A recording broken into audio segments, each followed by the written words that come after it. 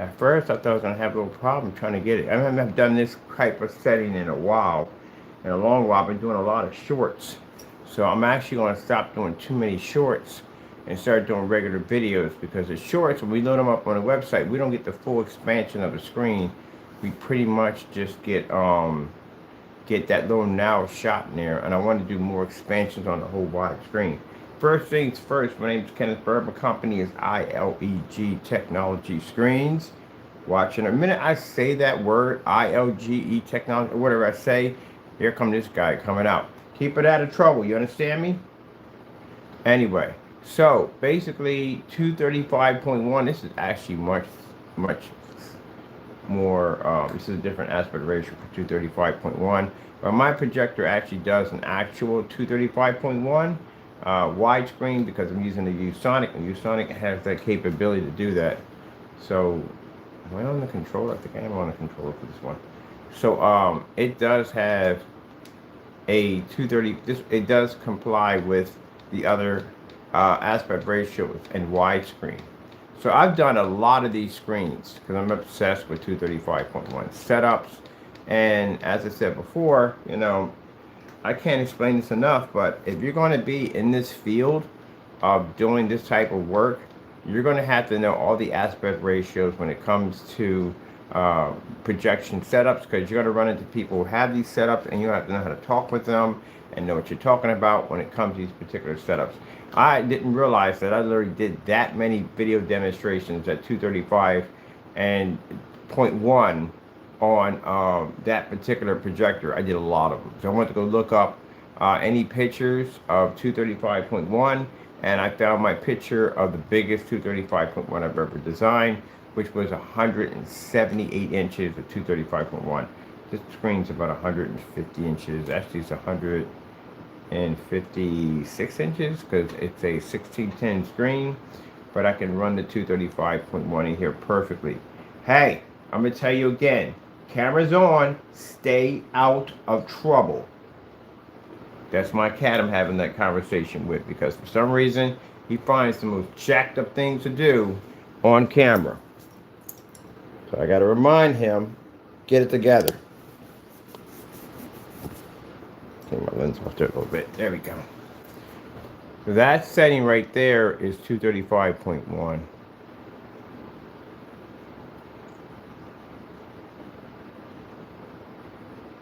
And a 235.1 setup is, there is no such thing as the zebra borders, which the zebra borders are when you have a gray screen or white screen, and then they have this trim off black frame around it to keep the screen from expanding out. What happens is they try to do a 235.1 on a 150-inch screen. The problem they're going to run into is the zebra effect, which means when you see the screen, it's all black.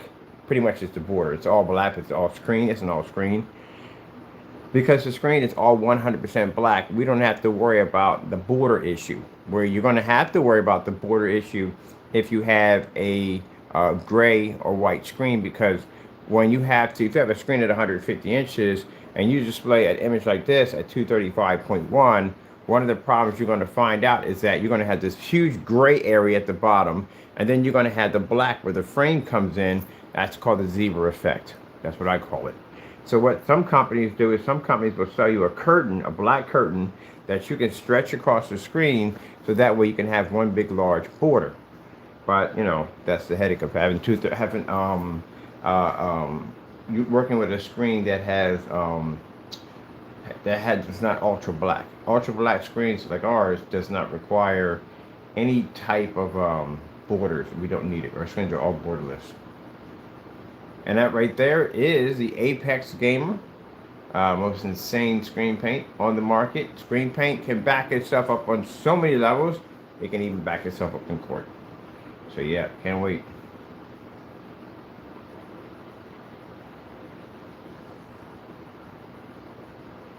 Somebody took liberty to do a lot of Sonic the Hedgehog in the ultra widescreen, which is actually pretty cool. Because I remember when I had 235.1, it was really hard to get content for it. This is all PC. This because now consoles today, or I think they do give you the ability to be able to do 235.1. I don't know.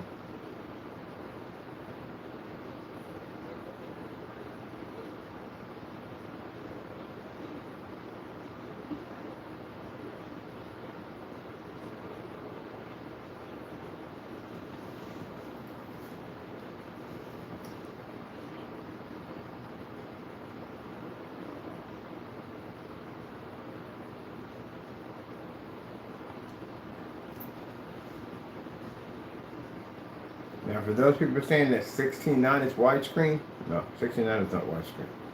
This is widescreen. What they call ultra widescreen.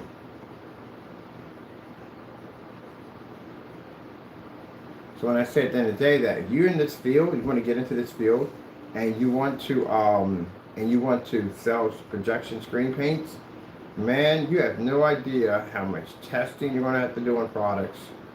You're definitely going to have no idea exactly the different aspect ratios you're going to have to know in projectors, measurement, screen size, all that. Most people stick to the basics of 16:9, and that'd be like 100 inch, 120 inch, 150 inch. They don't go beyond that. Some don't even go beyond the 120, but you have to. That's why you can't be making estimations at the end of the day that could get you in a lot of trouble. Like I said, I've seen on people's accounts, and you know who sat there and said that 2 quarts of paint up to a 300 inch screen. I don't even know where in the world you would even get that from. The equivalent of 3 100 inch screens. 3 100 inch screens is not the size of an actual 300 inch screen. It's a total different type of measurements.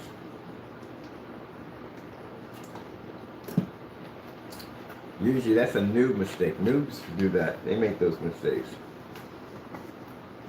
And they figure that, hey, you got 3 100 inch screens, that is going to measure out to the size of an actual 300 inch screen. That's just not going to work.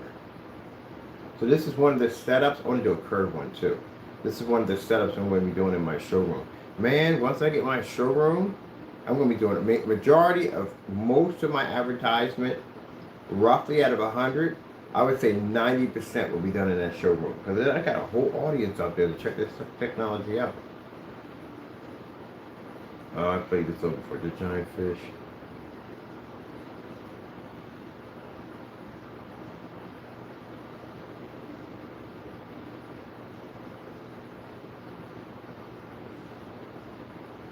Ooh, they got a cool sonic beat.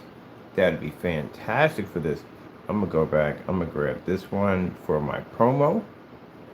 I'm gonna start shooting my videos in this format for my 235.1 setups. Because I bought the projector and I haven't done enough 235.1s on it. So I gotta go. Hope you enjoyed. I gotta be on site today, which I'm so happy to get to be on site, showing off the AdTech technology again. This is so freaking cool. And as I said before, other things involving other stuff will be taken care of. I've got to talk to a few people because my case is a little different than the average lawsuit because there's a lot of criminal activity in my case. So I got to talk to a few people, including the DA. I have to have a conversation with the DA and a few people at the courts today because my case is different. I have a lot of criminal activity in my case. So they're going to do something a little differently. It's still going to be lawsuits, but it's going to pan over to criminal charges too. So yeah, my case is a lot different. So we got so many parties involved with it already. Agencies are involved in it. So I got to go and I got to talk to somebody. So it looks like roughly Monday morning I'll be coming in and I'll be meeting with them and get everything set up and prepped. And they are going to open a case on everything. Told you. Yep, anytime you got federal involved in it, they're going to open up a case on everybody. So guess what? Anybody we pull, you're going to be a part of the investigation. It's conspiracy. People online a bunch of people online gather together to take down my company. So I told you, Monday morning I've got to report in. All right, other than that, I'm going to do my promo demonstrations. I got a couple of game sites I got to go to. I definitely want to show you a couple of places up here. I got to do a promo demonstration because I want to show them this. They're going to install the AdTech in. I got a 300 inch screen we got to put an AdTech in. This is going to be fun. And nope, we're not going to show any of these demonstrations. I told you before. So the reason why I got to meet Monday morning because we had individuals online that were doing too much. And now you're in that situation now. Good luck. Other than that, I got business to conduct. Man, we keep doing these stores, these companies, these businesses. Yeah, I might point toward B2B. I'm thinking about it. I want to do business online, but we're just getting so much business offline. It's not even funny. That ad tech is blowing up at the other place. I got to go and do another reinstallment over there. I got another store I got to meet up with today to do an installment for that. So yeah, it's pointing toward B2B. It's pointing toward, definitely pointing toward it. So we're going to make it. We got to make a decision because we can't do both. It's going to be a bit of a headache to do both. Either got to concentrate here or concentrate there. Where I got to put this at. And right now, the money's in B2B. It's in there. We got home shows coming up. They got technology coming up for basically decorating your home. I got a lot of stuff going on. AdTech has so many different parts, so it's not even funny. My buddy's over there right now looking at blueprints to print up the ultimate kitchen table, like literally utility kitchen table that involves AdTech technology, which means you can bring up recipes, drag and drop images across your table. I'm talking about building future screens, not the same old stuff you see every single day. Something completely different outside the box. So yeah, you ever notice that our environment changes constantly all the time? This room is set up. The multi-change screens are at will. We do multi-screens on here. We can blow up the one big giant screen. We can do 235.1 settings on here. 1610. We can do invisible technology, table technology, floor technology. This stuff is designed to do whatever you want. Or I can sit at the table and do a video. I just show a video of a fireplace, leave, and be outside with it. That pretty much beats every demonstration on YouTube talking about game. We could be outside like 9 o'clock, which I can't wait to do it this summer. Because I got some crazy ideas I want to do. I got one where I'm actually going to appear here. I want to be all over Allentown at major locations. Like we're here, we're there, we're there, we're there, we're there. We just keep popping up in these different places. I'm definitely doing a video like that. I like to have fun with that video. Point up at the sky, come down, boom. Point up at the sky, come down. We're here, here, and here. I like them. Ooh, see? I think I got a couple. I'm going to do a couple for the promo demonstrations for, oh, wait, no, that's a good idea. We can start not bragging, so we can't do that. We can start talking about the SFEG technology. I'm going to put a page on the I'll build it today. A page strictly on our game capability, and it's going to be a challenge for all screens to match the gain of the SFEG, which is going to show demonstrations of us pointing up at the sky outside of different directions. Oh, that's going to be sick. Definitely. I'm definitely building that page today. As soon as I get done doing everything else I got to do today, because I got a crazy schedule. So, I'm also helping out a couple mom and pops that need some technology to get their business going. So, I'm actually installing free stuff for them. One of them I'm working with right now that they sell like this really high-end furniture. Furniture is beautiful. It just needs something to get people to come into the store. So a furniture projection screen package deal involving wallpaper ad tech. Yeah, definitely. So right now I'm looking to a company to get a 150-inch wallpaper ad tech surface. This thing is going to be gorgeous. So they're going to set up a whole showroom with the screen wrapped around it. It's going to be a package deal. Man, I can't wait to do those. Until then, 235.1. We didn't do 235.1. We did do 235.1 ad tech. We did. Got it over here. Let me see. Yeah, I got the sonic beat. This will be perfect for that. Perfect. And then from those are asking, this on, no, this is PC running this. PC is doing this. I'm pretty sure since console systems now are more like PC, I'm pretty sure you can go in and manipulate your options. You should be able to do that by now. But it depends on the game too. But I'm pretty sure you can. You have to be able to. Especially with the stuff they're installing in your system, you have to be able to have that capability. Because that's fantastic if you're doing driving simulators. You have to have widescreen for driving. You got to be able to see on both sides. Both sides. But this is what I'm talking about. For people who want to get into the field of projection, you got to know these aspect ratios. You see that thumbnail? That's one of the biggest screens ever. That's a 178-inch 235.1. You have to know these because any customer can pop up and go, yeah, we're going to do ultra widescreen at 239.1, and you be like, huh, what? What aspect ratio? Then they're going to hang the phone up on you because you don't know what you're talking about. I got a ton of these on YouTube of designing these screens, but even build them. I have one actually that built-in speakers in it. You got to know the size of them. There's also too a way how to build them. We can actually accommodate other screens like 16:9 and 16:10, but you can also switch it to 235.1. So if you don't know anything about these, haven't built any of these screens, you got some problems. Curved screens, you should definitely know how to build a curved screen.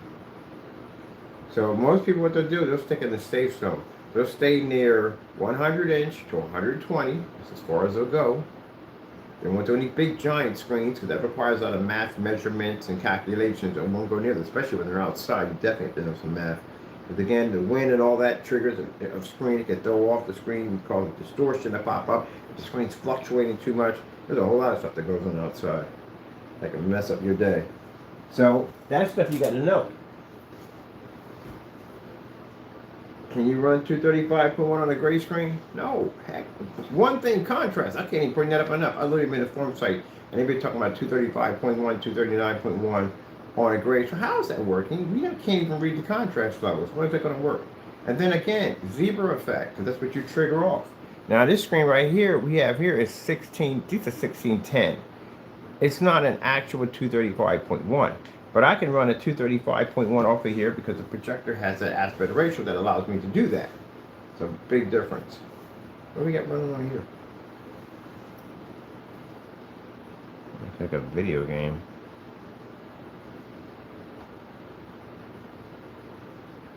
But anyway, yeah, so you're going to have these bare spots are going to pop up.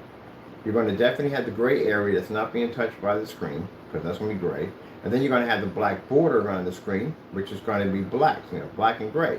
That's why Silver Ticket sells a curtain that you put across your screen to give you like that kind of really cinema look because it's in black. There you go. That's why the black technology is better for 235.1. Black technology is also better for motorized projection screen. I got a couple of them coming up I got to do this week. Motorized projection screen, we don't need the borders. What the freak we need borders for? The borders are designed for gray and white screens. So actually you're losing screen size. You're losing 2 inches from left to right, 2 inches from the bottom, and then approximately going to take 2 inches from the top. So altogether you lost 8 inches off your screen. Now when I do my screen, if it's 192 inches, or sorry, if it's 92 inches, I get a full 100 inch screen because I don't need the borders. I can make the screen all black. Benefits. Can't do that with gray screen. Borders are required. It's pretty cool, right? The 235.1 setup. I love these, man. Especially if you're watching movies. And movies, if you haven't watched movies in 235.1, you have not watched true widescreen. See, that's me right there. That's my demonstration right there. That's me. Watching Sonic. The same thing I'm watching right now, except for in the office. That's my screen right there. I did more than anyone else did in these videos. And that's why I actually tell you the truth, there are other people have the same projector. Literally same projector. That is the same projector I have sitting on the floor right now. Same projector. Same setup. Except for my screen's bigger. Much bigger. But yeah. You got to know these things. Curved screens, you got to know curved screens. Curved screens is interesting math. Very, very interesting math when it comes to curves. Out curve. You ever do an out curve before? I built an out curve. They probably even know what out curve is. Now I'm talking about not customers. Customers wouldn't know this. Sometimes some customers will know this, some won't know this. I'm talking about people that are in the field, not those guys. Those guys know. Influencers know this stuff. But I'm talking about people who call themselves having companies. You don't even know what an out curve is, do you? You probably don't even. I've been to your accounts. Y'all know how to build curved screens. I've never seen y'all ever build a curved screen, ever in your account. I've never seen you do 235.1 in your account, ever. You know anything about submersible technology? No. Ceiling technology? No. Floor projection technology? No. Do you know anything about projector mapping applications? No. Window advertising? No. Venue projectors? No. You don't know anything about venue projectors. You use those other projectors. You don't use venues. Nothing at all. Period. Like they'll go in there, they won't explain any of the specifications, machine type of lamps it takes, filters. None of that stuff is ever explained because you don't know what you're doing. Same projector I have over here that I purchased. Except for that one over there cost me $500 and the one on the floor cost me $137. So right around the time when people are in the 235.1 ultra widescreen setups, see right there, 235.1, boom. Everybody was doing two things. They were doing the camera fish lens, which was cheaper from Amazon, because that was roughly about a $40 lens.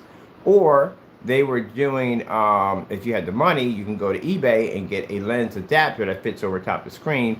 your projector lens, which would cost you about $1,300–1,400.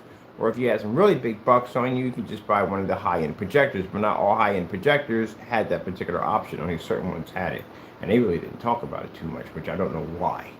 But anyway, so with that being said, the ViewSonic, when I first got one, and it was at that time, it was in this house when I had it. I was doing a screen, and I bought it for the 1610 widescreen. And then I saw 235.1. I was like, wait a minute, I can't be seeing what I think I'm seeing over here. That can't be 235.1. Who the freak puts 235.1 in a $500 projector? You're talking about a projector of $4,000, $5,000, $6,000, $8,000 machines will have that in there. But nope, it was in there. It was definitely in there. Well, not nope, but it was definitely in there. And then after I bought that one, I turned and bought another one and another one. I bought the 4K model. It had it. I bought the one that was 600 by 800, 720p, which is an interesting projector because that's the cheapest one they got. 600 by 800, 720p. That thing has 22,000 to 1 contrast on it for a projector at 600 to 800, 720p SVGA. It has an anamorphic lens on it. They don't put anamorphic lenses on projectors like that. Well, apparently ViewSonic does. And a lot of people didn't know that. They could have had a 235.1 dedicated widescreen setup in their home. Didn't know how cheap it was going to be. So we went in and we did all the research on the projector, put the information out there. Y'all didn't do that, did y'all? Because you don't know anything about 235.1 ultra widescreen setups, which is a requirement when you're using edge bleeding or edge blending software technology in order to get all the screens to connect together to get the full wraparound system.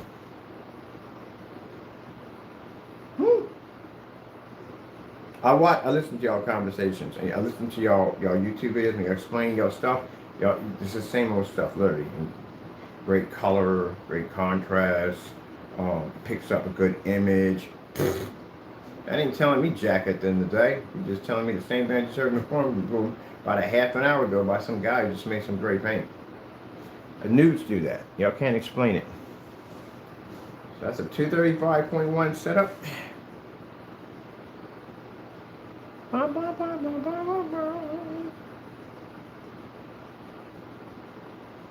Somebody did widescreen versus multiple screen setup.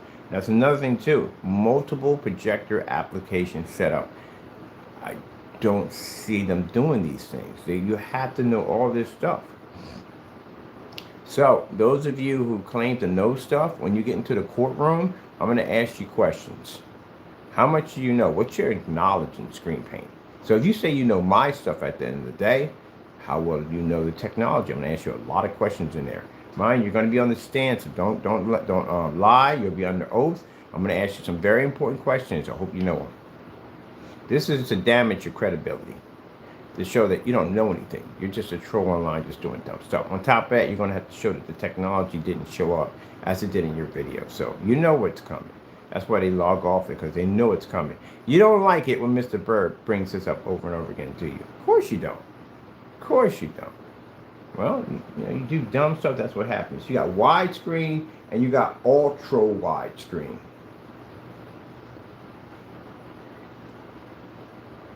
Me, it's ultra widescreen edition. That's the real thin. Ultra widescreen.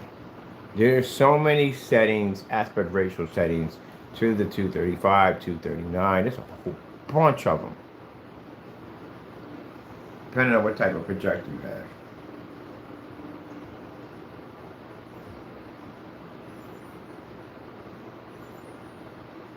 Most likely something like this would be used for curve, wraparound settings.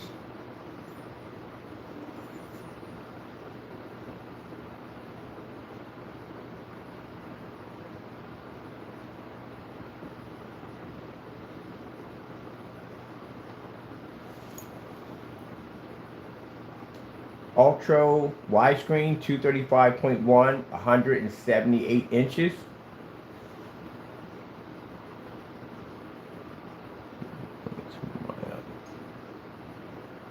Did it get 178 inches? Ooh, probably didn't get it. Widescreen, 178-inch screen. We'll bring some mine up. I'll probably have to go in there and type it in there. Can I see where I'm at? No, because this is not set up. Yeah, that's mine right there too. That's my setup. That's 235.1 on a silver screen right there. That's in my first house I rented. That's watching Star Wars in 235.1. Yeah, you like Star Wars? Star Wars in 235.1 is beast. Oh my, Mad Max was actually insane too. I did Max 235.1. This is me here too. That's me right over there. That's my other one. Trying to find my big boy on here. Big boy. Let me see. Yeah, panorama. That's me right there in my spot. Wow, that's my first house I rented. No, that's my second one I rented. No, that is the first one. 'Cause I remember you can walk in, you see the kitchen. Yep, that's the first one I rented. Wow, man, that's back in the day. It's funny how, like I told you, people upgrade I'm a person of upgrading. I like to upgrade all the time. So when I got my first place, I liked it and all, but when been there a year, I was like, it's too small. I got to get something bigger. I got a house every year. So I changed out and got one because when I walked in, kitchen, I was like, nah, I can't do this anymore. I don't want to do kitchen. I want to walk in and I got to get to the kitchen. So, man, yeah, you upgrade. My other spot I'm going to be building right now, I have no idea where I'm putting the kitchen at. I really don't know. I don't want it, the kitchen. Oh, that's really a good idea. That would be different. So we're doing shipping containers anyway. I can have the kitchen extended out. I like the other house when the kitchen went out into the deck or like that setup. It's nice. I do like that. But now since we got screens I see outside in the daytime now, I can just have a nice screen out there. I'm gonna do that, but I want my kitchen design where I want the kitchen fully exposed, like a glass box that I can walk out. Oh, that'd be sick. That'd be insane. The floor, everything, all done in a high-end ballistic plexiglass and then coated with some of our technology. That would be sick to be to walk into a kitchen. The whole kitchen's like freaking see-through. But you know how they make them now? Like you can look at it from the outside. You can't see anything. But you know, at nighttime, I'm only going out there anyway. Nobody can really see that now. I don't really care. But anyway, yeah, that'd be freaking cool. Have the entire kitchen see-through. Oh, that'd be sick. I gotta go talk to some people. I got a friend of mine who's an engineer. I run stuff to him all the time. He's like, you know, that is possible. I gotta ask him about that because that would be really sick to have something like that. Oh, that's a giant 180-inch monster screen inside. That's my big boy. That's why I said, if you're doing the same, I'm not saying this too at the end of the day, for people that want to get into the field, you have to do different size screens. You have to do big screens and small screens. You can't do the same 120-inch or 100-inch every freaking year. You have to change up your screens. Some people can't do bigger screens because they don't have the accommodations. If you don't have the accommodations to do a big screen, rent out a spot. There's one of my screens right there, 180-inch screen. Rent out a bigger spot to put the screen in. That's what you do. That's exactly what you do. Rent out a bigger spot. Oh, here we go. Here we go. Bam, bam, bam, bam, bam, bam, bam, bam. Yeah, you look up 235.1. Watch. My stuff comes up. Their stuff don't come up. It'd be me. That's mine right there. That's my other 235.1. Was this done on the camera lens? I think this was... No, this is actually the ViewSonic projector. I should pan out and just see the projector. I'm trying to find this particular video. This video is fantastic for 235.1 displays. I want to use this video in my showroom when we display the screen in. Now the biggest screen I did was 178-inch, and the showroom the screen that's coming in is a 500-inch 235.1. It is massive. The guy who's coming in to do the work for us is a buddy of mine. He's going to take multiple ultra short throw projectors and he's going to bleed them all together, or blend them together, or bend or whatever, so they all connect together. This screen is going to be gigantic. We're going to put it in there. That's what we're putting in the showroom. Has a huge glass window so everybody can see it. It'll be networked so we can network and bring it up online. That thing is going to be huge. If I'm advertising my technology, especially getting the bread from these trolls at the end of the day, I'm going all out. I'm going all out. So imagine we building this whole setup. We got other people have our technology, and you get picked up on one of these one of these lawsuits where you made a claim my stuff doesn't work, and you're going to have a rough time in that courtroom. Especially when we have other people that have been sued before you previously for doing the same dumb stuff. How bad do you think it's going to be for you there? Man, your lawyer might just basically just walk out the door. He might let us hire him so we can get paid. That's one of them. That's 235. Let me show you the one in the thumbnail. There you go. That's mine too. So the one in the thumbnail is my screen. Oh, let's listen to the introduction. Hello, my name is Kenneth Bird. I don't know the company I have at the time. Let's see. My name is Kenneth Bird. Provide on my 178-inch 235.1 of the widescreen. Oh yeah, that's mine. The one you see in the thumbnail. I see people take my videos, and put it in. And we know who done this. Guy did it twice to me. Took my pictures, my stuff, my work, and stick it in and try to claim it as being yours. Oh, I can't wait. I cannot wait for you. I cannot wait. That's my work at the end of the day. How you gonna say I'm a scammer, but y'all copy my work? Y'all copy my specification sheets, everything. Y'all copy everything I do. Okay, how's everybody doing out there? First of all, my name is Kenneth Bird. I'm the creator of Crystal Age Technology Streams, the Smart Technology Game. Today, I'm just doing a demonstration lights out. So for a person that's supposed to be a rip-off artist, y'all spend a lot of time copying my work. Copying my labels, copying my specification sheets, copying my customers' videos, copying my videos. It's jealousy. That's what it comes down to. But that's mine. That's a big 235.1. My cat is, I'm so confused. I'm so confused. You're talking here, but you're talking there, but you're talking there, but you're talking here. I'm just so confused. Where is it coming from? There he's down there looking, he's confused on what. Yep. When I got that house right there, the wall was slim. I was like, huh. I was like, okay, I want this one. You know, I got that house for a wall. Most of the places I've rented was because of a wall. And this place was, I saw one place was gorgeous. And a nice area too. The walls were octagon. I was like, what the freak? How do you have an octagon living room? Like, there's no way we can put a screen in here. Now that I think about it now, actually, literally, we could have done it. But the projectors would have to be high. They would have got to be on a ring mount system and point it downward and keystone in. It would have been a freaking headache. That's another thing you have to learn too. Know how to place the projectors. You have to walk into an environment. You have to know how to set everything up. Sometimes you walk in an environment, there's nothing in there. You have to figure exactly how to run cables and wires, how to hook up projectors, where to mount them at, all that stuff. You're doing the installments. How are you going to teach people to do installments when you can't do the installments? That doesn't work. There you go. That's all me. This is all me right here. Look at it. Look. This is me doing football at 235.1. Because somebody asked me about doing football at 235.1. It don't go well. Because you're missing major parts. Like you're missing the top area and the bottom part is missing. You'll never see the score if they bring it up on the screen. Other than that, it's pretty cool to look at.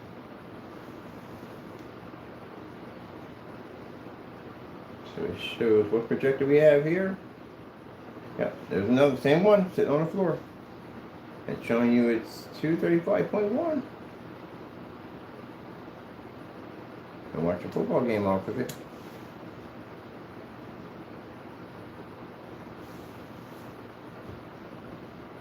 This is a tutorial demonstration showing people how to use a fisheye lens on a projector. We're using it on, looks like the Magsonic on the floor right there. Magsonic 50 lumen projector. No, that's a different projector I had.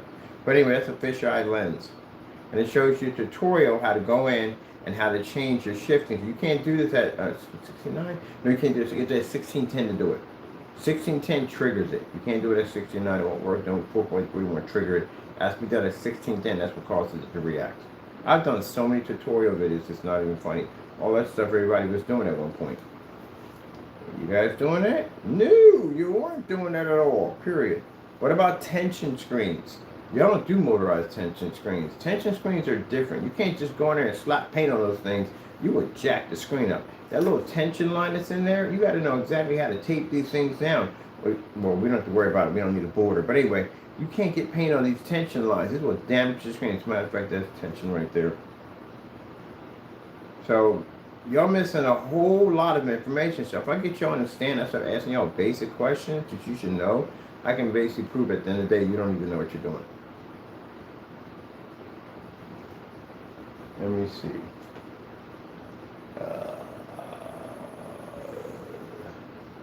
Is it 12? I don't even know which one it was. We're at 2:35 for one. I'll go off topic. We can talk about that later on. Tension. We'll do that tomorrow. We'll talk about tension projection screens. How much do they know? Actually, nothing, because they never did one. I've never saw them ever do one forever. Tension screens are expensive. Like I said, they couldn't tell you, like, if you were buying a tension screen, if you had a projection screen, and your projection screen was ultra short throw, and you want to buy a motorized projection screen for your setup, what type of projection screen would be required for ultra short throw?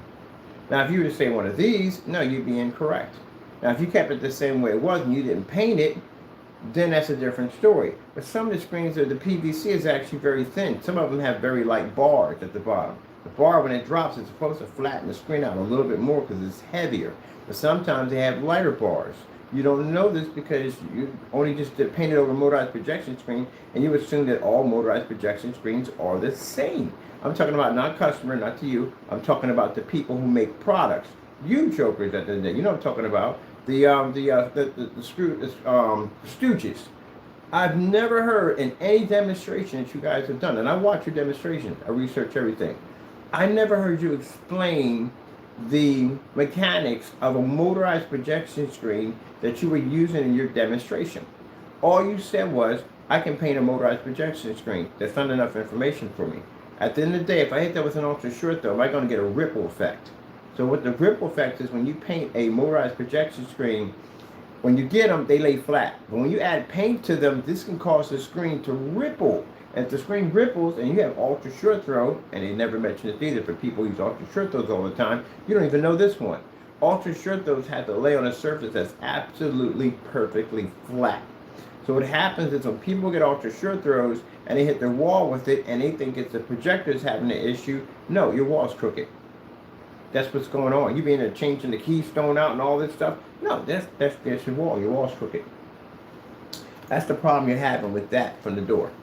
So you're going to have to go on the keystone and figure out exactly how to shift this thing just right to pretty much flatten it out to meet the wall that's crooked. That's going to be an interesting, that's going to drive you nuts for a while.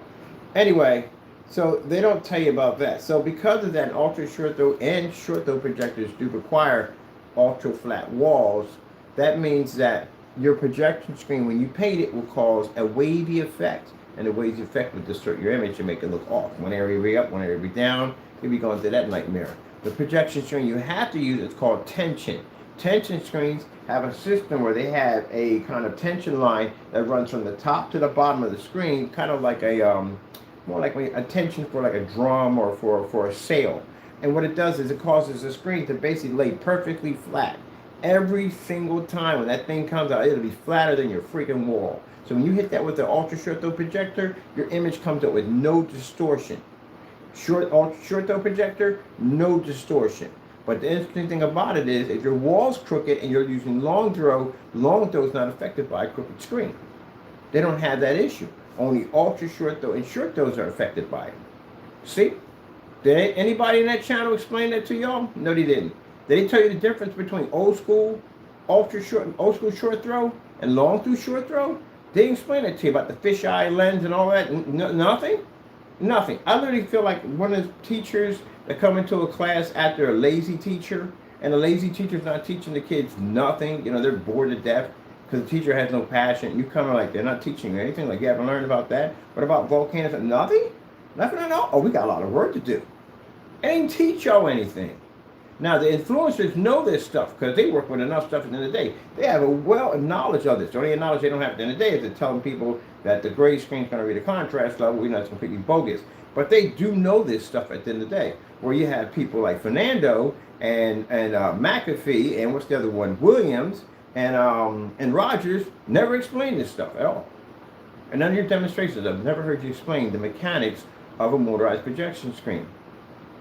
You don't even know particular makes and models. Then there's a certain serial number for one that this Elite has particular type of motorized projection screens that are designed for outside. So Amazon, for some strange reason, I don't know why, had these people that were selling these motorized projection screens that claimed to be outside worthy, but they're missing these particular serial numbers. And these particular serial numbers, which I did a video on it, to warn people about buying particular motorized projection screens off Amazon that claim to be weatherproof. There's a certain certification number that tells you, that says that this projection screen has been certified for outdoor use. If not, you run the risk of getting electrocuted. You run the risk of your screen, all the money, the motor burning out because it's soaking wet in there. You run the risk of sand, dirt, whatever getting up in there and jamming up your motor because they don't have a certification seal on it, a special seal for it. They explain that to you? No, they didn't explain that to you. What about basically the grinding process? Did they tell you about the grinding process? It's a grinding process in motorized projection screens. Not all of them are built the same. You could buy one from eBay. You could buy one from Amazon. Let's say the one you got from Amazon, when the screen rolls up, it stops automatically. The one you buy from eBay, it'll roll up and it'll just keep on going. Like it won't even stop. And you're hearing this grinding noise. Like, what the freak is that? That literally happened to me. I bought this motorized projection trying to click and walked out of the room, and I kept hearing, what the frick is that noise? Because I wouldn't think it would come from the motorized, and I go in there and it doesn't have a kill switch to shut off when it gets up all the way up into the case. It just keeps on going. So now I know to avoid those particular models at all costs. Fixed frame projection screens. They teach you anything on fixed frame? Oh heck no. They didn't teach y'all jack on a freaking fixed frame screen. Because you know why? You were talking about Shelby or whatever it was, Pano or whatever. Buddy, not all fixed frame screens are the same. You got the peg system. You got the spring system. They're different types. And even when you get the spring systems are not equal either. Because sometimes with these cheaper screens, like that particular model when he just mentioned, because I put one of those together, they make the springs too short. When they make the springs too short, and those you have been to, have people comment, say, yeah, I know what you're talking about, you literally have to turn into the Incredible Hulk to put that thing together. Because to get it to expand over and lock into underneath the frame, in between the groove underneath the frame, is a freaking nightmare. So you have to go through that nightmare at the end of the day. One of the best ones I found in springs is Elite Screens. I've never had to use their tools to put together. Click, click, click, click. I was like, wow, that was pretty easy. And on top of that, it doesn't lose any expansion on the screen. It's fantastic. So they didn't give you any of that information on whatsoever? No. Did they tell you about basically about the L bracket incidents that can pop up in these screens? Some of them make them L brackets out of a mixture of plastic and metal, and these things can snap on you. So now if it snaps on you, that means your screen's going to be sticking a little bit 2 inches from the wall because the screen's bent. Because it's not fitting perfectly because they snapped. I had a screen one time in a live stream that it wouldn't fit. The bracket wouldn't fit. I had to literally bring in a grinder to sand down the area because there were metal chips sticking up. There's a whole lot of stuff can go wrong with those things. Yeah, I prefer to go with the peg. The pegs are much better. You slide them across the groove. You basically slide in your tension rod. You place it over it, lock it in. Done, that's it. They teach you any of that. They teach you how to paint the screen properly? No. I already watched a demonstration with Fernando painting a fixed frame screen. He taped up nothing. So if you don't tape up the border, you got to tape everything up on it. That's your border. You mess this up, you mess it up. Us in the care is black, we don't care. But either way, you'll mess it up. So what happens is when you tape your screen, I've done dozens of demonstrations on that. Matter of fact, there's a site that has tutorials on it. All you do is you take the tape and you basically lift up the screen and you want to fold some of the tape underneath the screen. Because what's going to happen is if you tape it around and you go to paint your screen, you're going to have this long little trace thin of whatever color the paint is right on the edge of the back of your border, which is going to screw up your screen. They didn't teach you any of that whatsoever today. Of course they didn't. They don't know what they're doing. Padding the bar. I learned about padding the bar a long time ago about padding the bar. I did a 200 screen, the giant screen you saw in there, 200 screen, and I had 4 rails in the middle, support rails in the middle, supporting the screen. And when I want to paint over it and I want to lift it up and put it against the wall, I'm watching something and something like white comes up and you see these little lines across my screen. I'm like, what the frick is that? I'm thinking it's the projector's damage. Nothing wrong with the projector. I hit on another screen, nothing. So then I said, oh, it's the imprint. So when I want to roll over, it doesn't make a difference how light you go. You're going to leave bar imprints from your middle bars all across your screen. And that's when I started padding the back of the screen. I went upstairs, I got an old bed sheet. I put it underneath of the the middle rails, each one of them, painted over top of them, pulled it out, boop, dried. Did they teach you how to paint a 250-inch screen in an hour? No, they didn't teach you that. How to dry one in an hour? No, they didn't teach you that. We did those tutorial video demonstrations. We literally painted a 250-inch screen. I did it 4 times. How many ounces does it take for you to paint a 250-inch screen? You don't know that. Mind you, these are the questions I'm going to ask you in court. Since you're such an expert in the field and you know everything about my product, you should know exactly how you do it, right? So I'm going to ask you these questions. So, how do you go? You better memorize this stuff when we get to court. You got to know all this stuff in your head. I'm going to ask you about over 100 questions, so you better know it. And we quizzed on this. So again, painting a 250-inch screen. How do you dry something that big and have it done within an hour? They're probably sitting there going, oh, no. Hearing elevator music playing in the background. I showed a tutorial how to do it. If you take a 250-inch screen, if you're doing canvas screens, coating canvas screens, different types of fabrics and materials, you have to know this stuff on how to dry this stuff properly without cracking, without peeling. Oh, I'm going to ask you so many questions. There's so much stuff. There's not even enough time today. I wonder if we can basically come back. Because we had to come back. I got over 1,000 questions in my head. I had to know. How much do you know?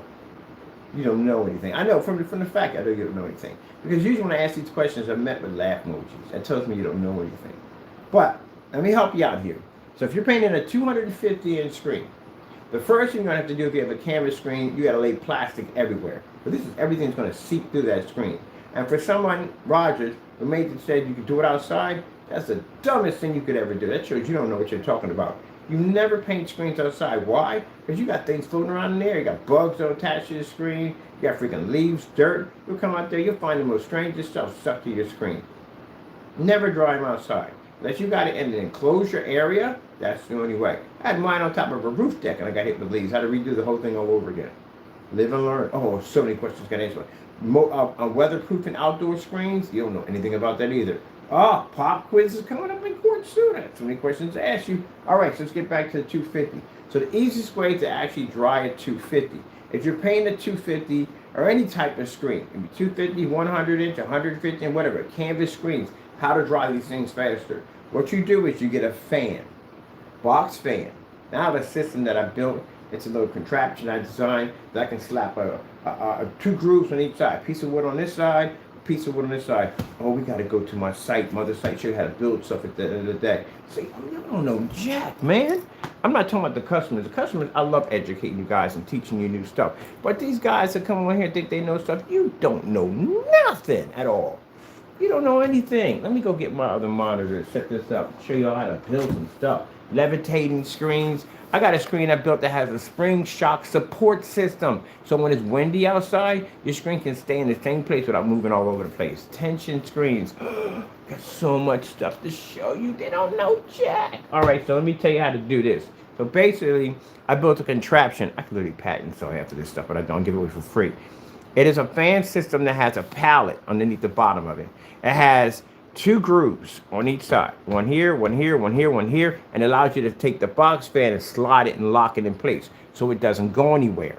And when you take your screen after you paint it, mind you, at the bottom of the thing, it's going to be nothing but a paint swamp waiting for you. Because you got paint that's all over the drop cloth. And also, too, it's contacted with the bottom of your screen. Now, if you take a fan and you try to dry it this way, it'll take forever because you got a swamp of paint underneath your screen. That'll take forever to dry because air will come down and hit, but it'll hit the swamp, too, which will take forever to dry. And on top of that, you're going to have a big piece of plastic stuck to the back of your screen. You don't want that freaking nightmare. Anyway, so the way you do it is you take a piece of string. Now, this is a screen with grommets. You don't have grommets, and you can basically find another way. I've tried to find where I've just tied the edges up. And you want to tie that piece of string or rope to your box fan handle. And what's going to happen is air, instead of going on the top of the screen, is going to shoot under the screen. And that's going to dry the swamp out underneath your screen and push air up underneath your screen to dry it even faster. So the more corners you have. You can dry a 250 with 2 fans in an hour. Thoroughly dried 100% bone dry. So when you put the fans on each side, air is shooting underneath of it. And you saw the video when you do it, you'll see a pocket of air underneath the screen. As the pocket starts to expand, that means that's more of the screen that's being dry. After an hour, your screen will have something called a floating carpet effect. It'll be in the air moving, which means it's thoroughly dry. From top to bottom, and the swamp where your cloth is at, what you have down there, your plastic is dry too also at the same time. And you're done. That's it. Now, it's funny. For a person who's supposed to not have knowledge at the end of the day, I have a ton of it in my head. No, I got to bring this up. One of the things my buddy kept laughing about, he was sitting there, I showed him the email, he was just laughing. I said, what you find funny about it? I said, dude, he called you a dumb A, but at the end, he couldn't even spell the abbreviation for US. You know, if you don't know the abbreviation for US, it's us. It's capital US. It's not US, it's us. It's one thing they teach you. You put down U, period, S, period. That's US. It's abbreviation for US. That's what's weird about the American language. It's so many words can mean so many stuff. But if you miss periods or anything, it completely changes it and throws it off. You guys have that too. You'll have something where you have something that somebody was showing me the difference between how the different. I asked them today, do Mexicans understand what Puerto Ricans are saying? The Puerto Ricans know what Dominicans are saying. So yeah, kind of like, but the dialogue's off just a little bit, but you can understand. I was like, okay, cool. So certain ways you spell stuff, it's the same thing with us. But if you take down, you put down US, and you don't put those periods in there, it's us. It's just us. That's all it is. It's just capital us. That's all you did. So that's what he was laughing. He almost spit out his coffee when he was over at the diner getting something to eat. He was like, this dude got a nerve to call you a dumb A. And he don't even know the abbreviations for US. Yeah, there you go.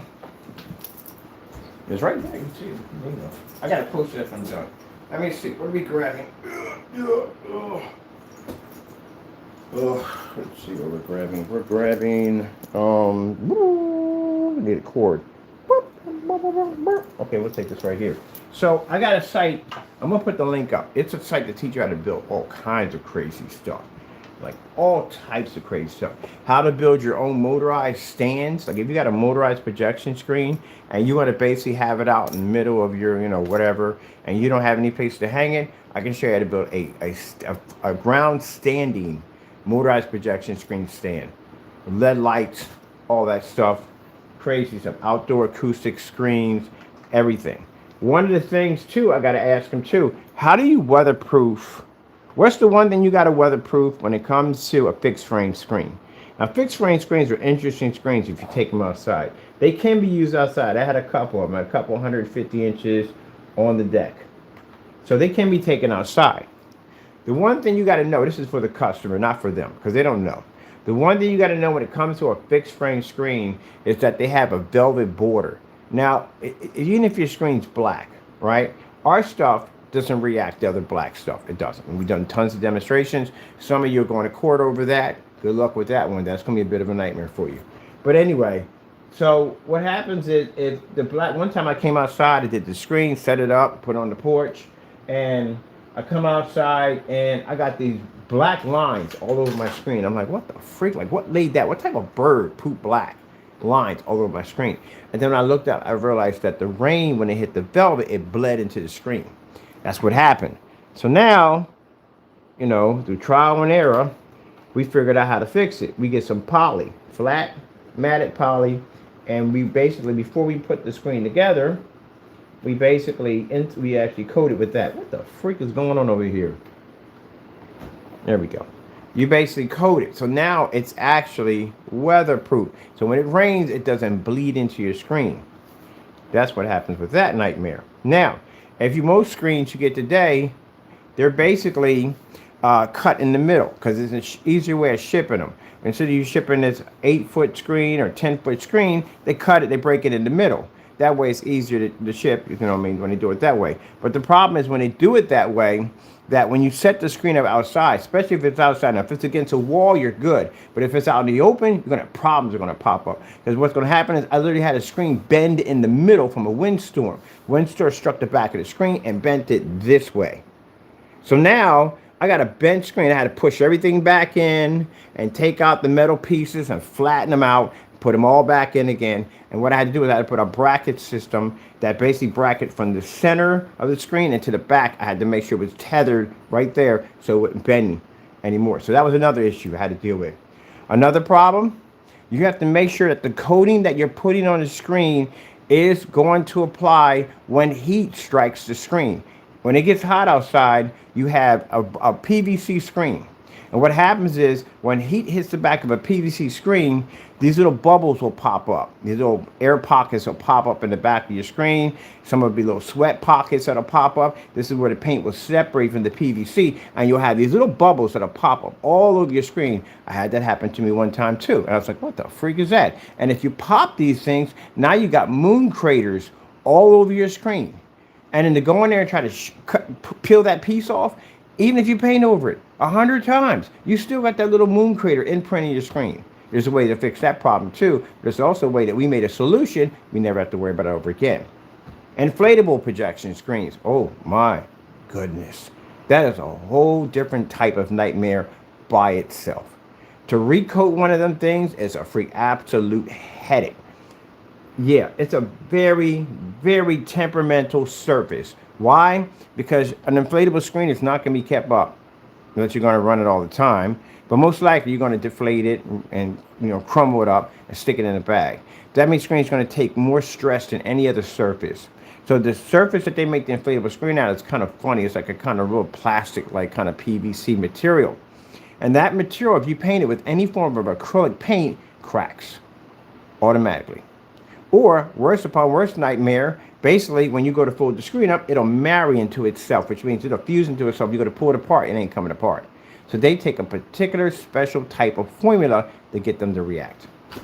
Y'all don't know how to make it, and you don't know what you're doing when you get them. Here you go. When it comes to inflatable screens, there's different types that you want to stay away with, and some you do want to stay with. The one that has the extra long pipe that sticks all the way out, that has a power blower on the other end, you might want to stay away from those things. Those things are freaking headaches. I can't stand those things. The other one has the one built inside, much better. When you actually put up your inflatable screen, you're going to have to make sure that it's basically, well, the problem I had with mine, with a couple of them, that they will bend in the middle and fold over, especially if a lot of wind is striking them. So you have to know how to tether these things down. I always found that the little plastic brackets that came with them are garbage. You just go over to Home Depot or Lowe's and get the corkscrews, because you're just better off to spending for that. Them things don't even hold to begin with. I don't even know why they give them to you. So yeah, it's a whole lot of stuff at the end of the day that you have to know in the field to know what you're doing.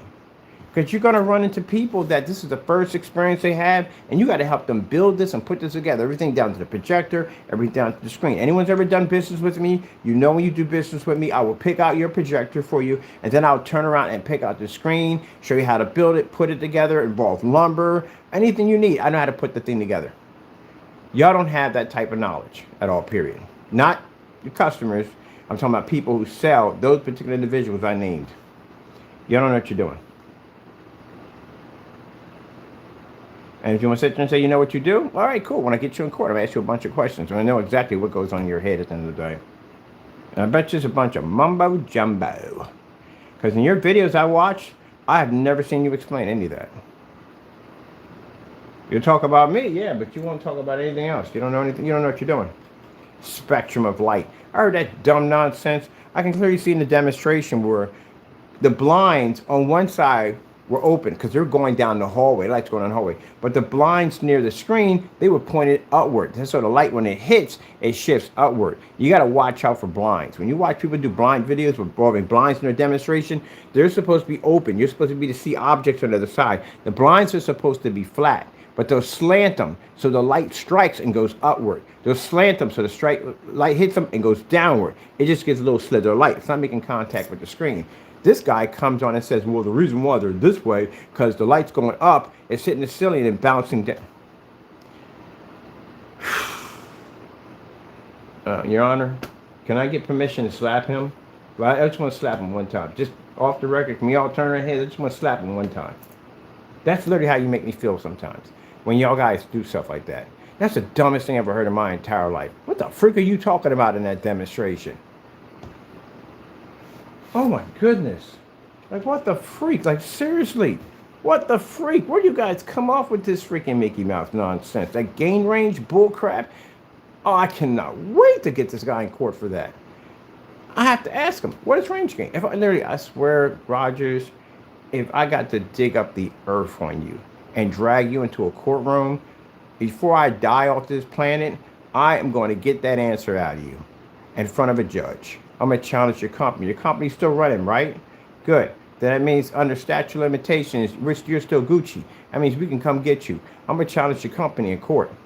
I'm going to get a trace on that IP address, figure out exactly where you're laying your head at the end of the day, and I'm going to bring you in court, and I'm going to get you on that freaking nonsense about that range gain, because that definitely has to be on court record. That one right there was a doozy. I'm telling you, as long as I've been in this business, that is the dumbest thing I've ever heard in my entire life. I would have expected a 5-year-old to come up with that one. You really got on camera and said that? And then you wrote it. It's right there on the site. You can look for yourself. It's the dumbest thing I've ever seen. And the people who supported that,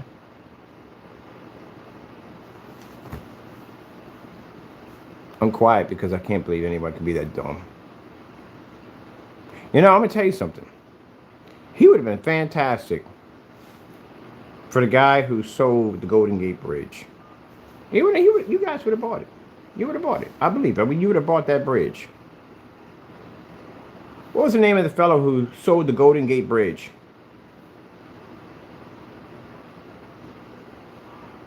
George C. Parker. George C. Parker sold the Golden Gate Bridge in the 20th century.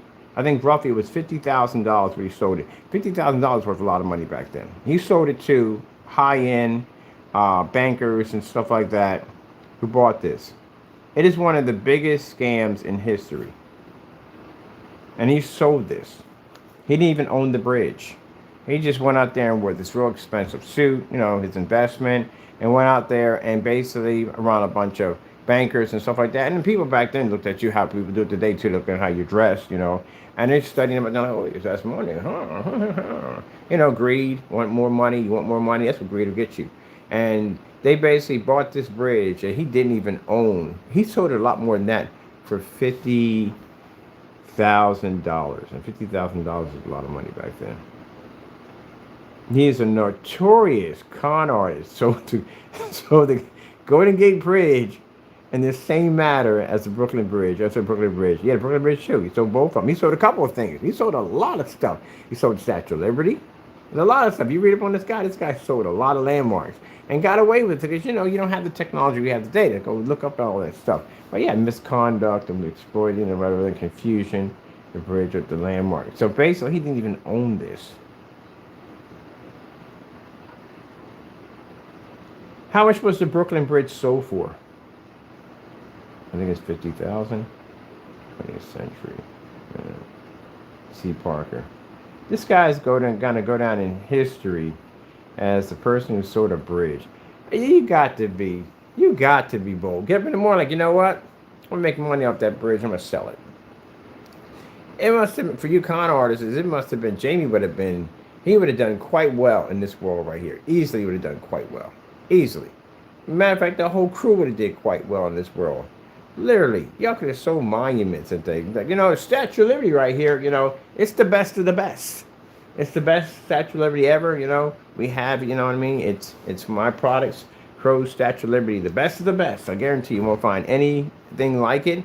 And I'll give it to you for a good cheap price of $60,000. I know it's a bit of a steal. I know I got somebody coming in today they want to buy it. But you can get it right now. I can give it to you right now. As a matter of fact, I'll take $10,000 off just for you because you got a nice face. Yeah, these guys would have done well in this era. You know, it's crazy thing about this. This man didn't pick up his cross and follow God. He's in purgatory. Hopefully he got his life together, but hopefully, I don't know. Can you imagine that? And it's not one. He's the first one. There's actually more equivalents of $50,000 back then today would be $1.8 million. Today's money. But, no one really looked into that. You know what I mean? You got a guy coming there, expensive suit and everything on, you know what I mean? You're like, wow, this guy got money. You know what I mean? All you got to do is just take some money probably from the previous person he grifted and go in there and just basically, flash a little money, spend this and that, throw some money around, smoke these big cigars and stuff. Like, what do you do? He said, oh, I own the freaking Brooklyn Bridge. Like the one they just built? Yeah, just one I built. I was one of the investors. Oh, 90% of the shares on it, which means it would make you owner of the unit. Said, but you know what? Me and the missus, getting tired and, want to leave the city and want to go out to the country and, live the good life for a little bit. That's what we want to do, mostly her, not me. That's how you make it because young men were chauvinistic against women. Just got to make her happy, you know what I mean? But I'm thinking about letting it go, for roughly $50,000. Yeah, I was like, really? $50,000? I was always, shh, don't say out loud, because other people have been asking me about this, and I got to keep this on the low. But he wouldn't say low, but say something else. Okay, right there. Make that transaction. That man got you for 50 G's. Ain't like you can whip out your cell phone and snap a picture of it, right? So that's crazy. But anyway, yeah, y'all guys got to go on the stand, man, because y'all were doing some stuff y'all should have been doing. There ain't no way in the world. The other one said you can paint a 300-inch screen with 2 quarts of paint. Nobody on that channel picked up on that. Not one person. None of the subscribers on it picked up on that. None of y'all. Gee, it's like sheep. It's like watching sheep walk off the side of a freaking wall or a cliff. And nobody pick up on that. Not one person. I'm pretty sure you painted before. Everybody in that... This was my buddy was laughing about so hard. He said, yo, they sheep. I said, why do you say that? He said, because at one point, somebody in that room had to paint with something. They had to paint a wall, a kitchen, a bathroom, a garage. And you looking at 2 quarts of paint, you would really think... Let me tell you something. The average person is going to paint a bathroom. They'll buy a gallon of paint. Because they think they won't have enough with 2 quarts. 2 quarts is more than enough to paint a bathroom. Actually, 1 quart is enough to paint a bathroom, to tell you the truth, honestly. But you don't need that much. If you're going to paint the entire thing out, then I would probably just go with 2 quarts. That's pretty much it, just to be sure. But you're not going to need that much paint.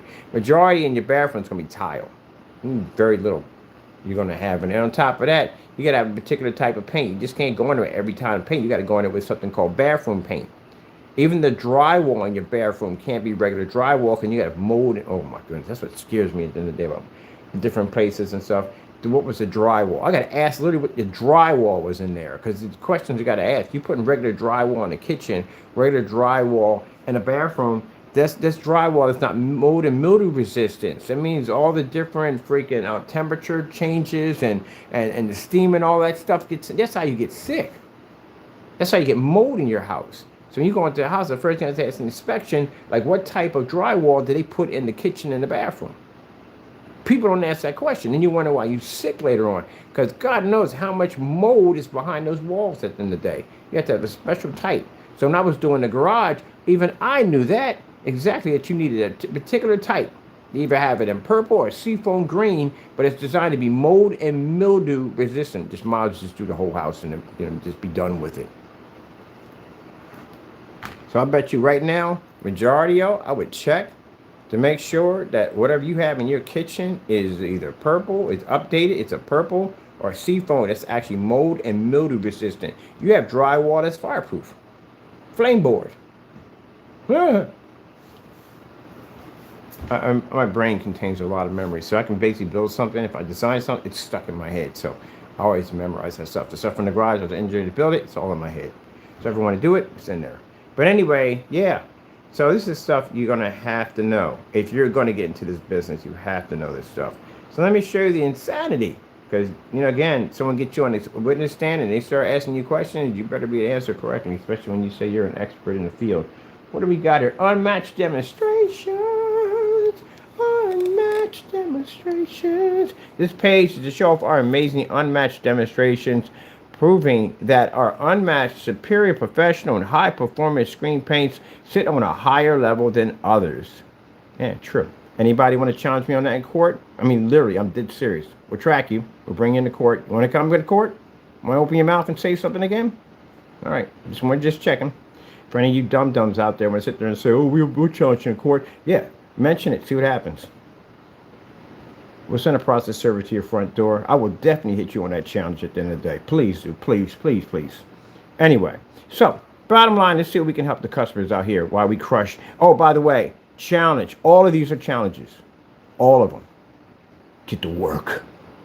Oh, this is black on black? These are black on black. Ultra short though demonstrations. Oh man, y'all can't touch us. Look at this. Look at this. Look, look, look, look, look, look, look, look, look. Look at this. Look at this. Where was that when I did this demonstration? Huh. You ain't do so many demonstrations, you don't realize exactly where you've been. Oh, I did this right here at the carrying place. So you mean to tell me this video alone embarrasses every ultra short throw demonstration right now on the market? That is $170 ultra short throw, the one I got right over here. I did that demonstration with the woman with the black makeup on in a fully lit environment. How in the world do you influencers today have these projectors and these ultra dark, and I call them dark environments compared to what we do, and y'all can't read this? I'm going to repost this video at the end. I'm putting a challenge. I'm putting everybody on blast for that one. You can't read this. Really? Anybody want to challenge in court on their ambient light rejection capabilities? Good gracious.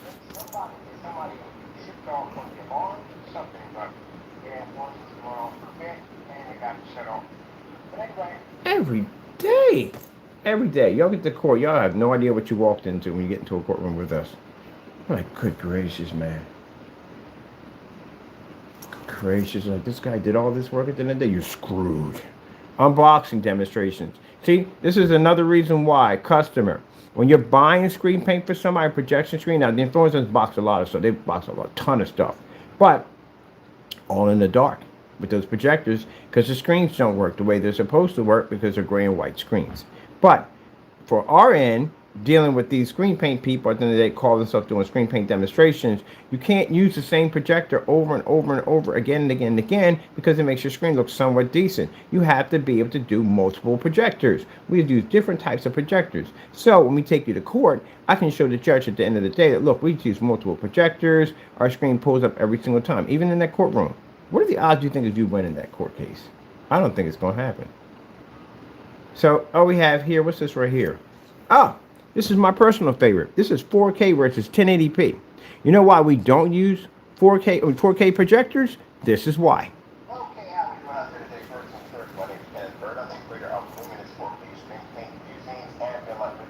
Now, real quick, to the people who don't know who we are, and for the people who went out and did videos where you slander us, you didn't know exactly who we are. Jamie is full aware of what we do. He just didn't tell you what we do. So when you go to court, you're looking at somebody who spans back 15 years of knowledge.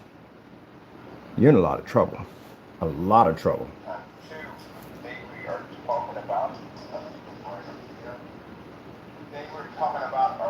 He told you enemy.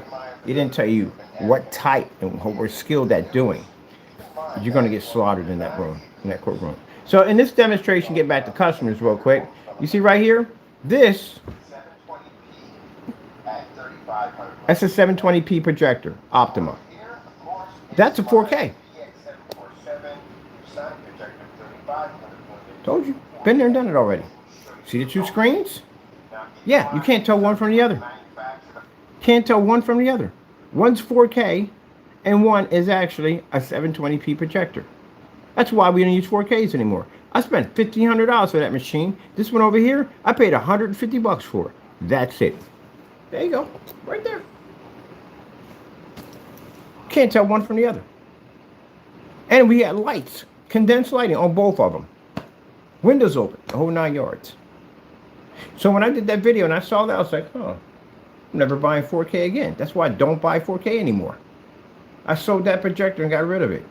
Went out and bought myself a 1080p model. An upgrade for that would be 1080p. That's basically about it. You don't need 4K. We've been saying that for years. No, you gotta have 4K. No, the freak you don't. You need 4K on your screens because your screens don't work correctly. That's why you have to have 4K. We don't pay for no 4K. We don't need it. The screen paint does all the work.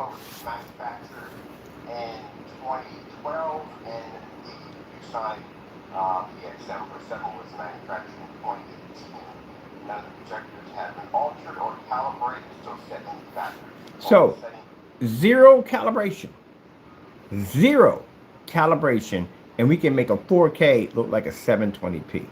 This is why when I say at the end of the day that when you make statements on your YouTube channel about us, false accusations, this is what I mean at the end of the day, you're going to get hurt in that courtroom. Because we can back all this stuff up. Say I make a statement on camera saying, hey, we can make our projectors look like they're 4K through our screen paint. And you sit there and you challenge me in court, you're going to get your clock cleaned in there. Because we've done these. We've done dozens of these videos. We bought the 4K projector. We did the demonstrations. So, I'm going to Mr. Bird, $2 million. Because that's what I'm going to hit you for. I'm going to hit you for as high as I can get out of you. Why go low when you can go high? We've done all this stuff already. So any customer that buys our products automatically has a screen paint that can do the exact same thing as an expensive 4K.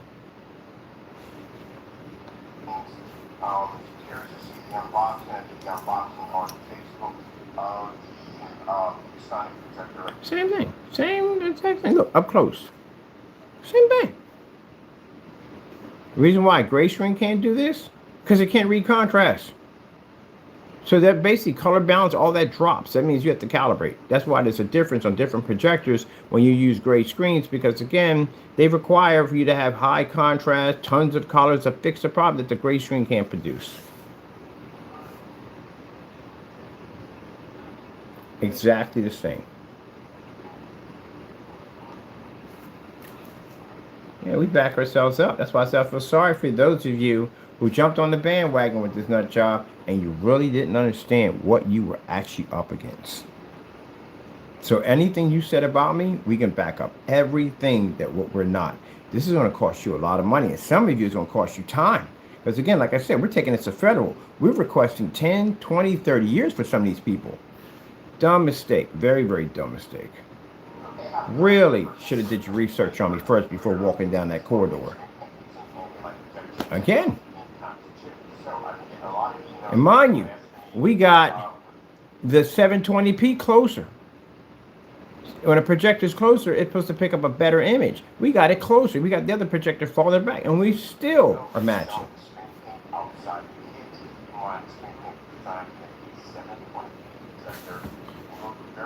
This is why I explained to y'all at the end that the technology we had before today is way more advanced than what we have now.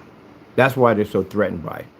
And this is why I told you at the end of the day why the companies are interested. Because I said something in a video, I said, we're interested in doing business with companies. We denied that request for over 15 years not to do business, or 14 years not to do business with companies, to stick with the customers. But because I made that statement, now I got companies saying, hey, you may want to think about B2B. You may want to think about coming over and selling to us only.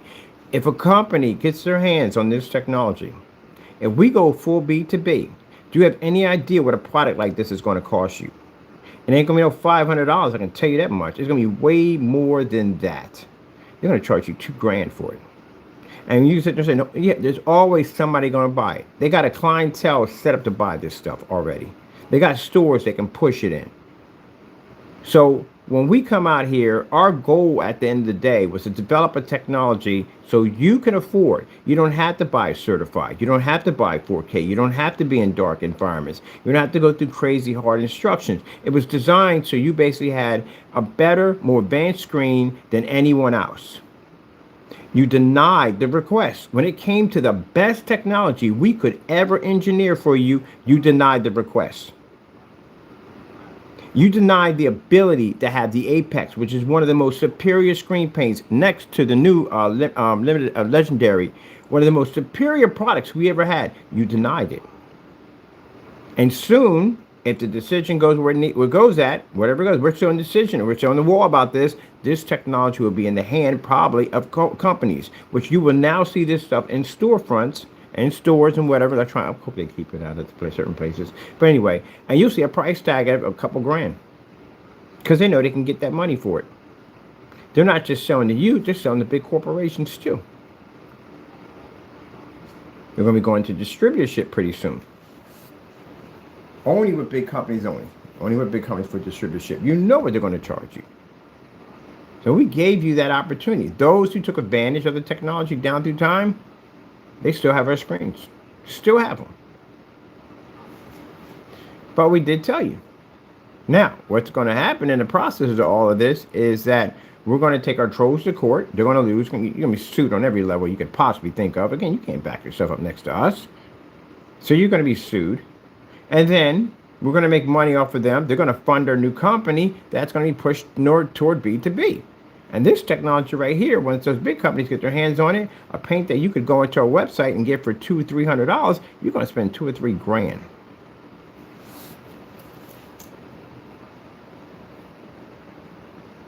Now, you sit there and say at the end of the day, that's wrong. No, no, no. We gave you the best product we could possibly give you.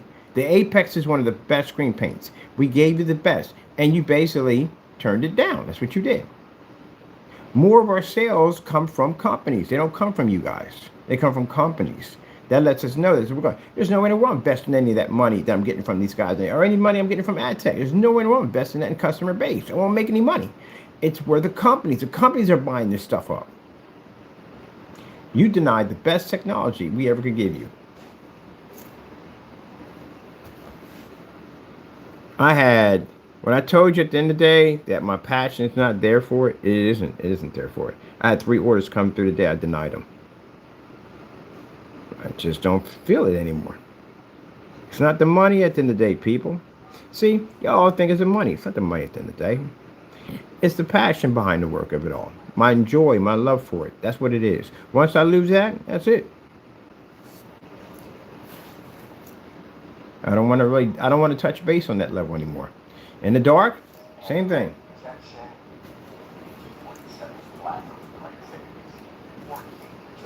See, the part that gets me at the end of the day is that we've done tons of testing on levels that these guys will never do, ever. You ever seen them do a demonstration? No, they won't do that. Tons of testing.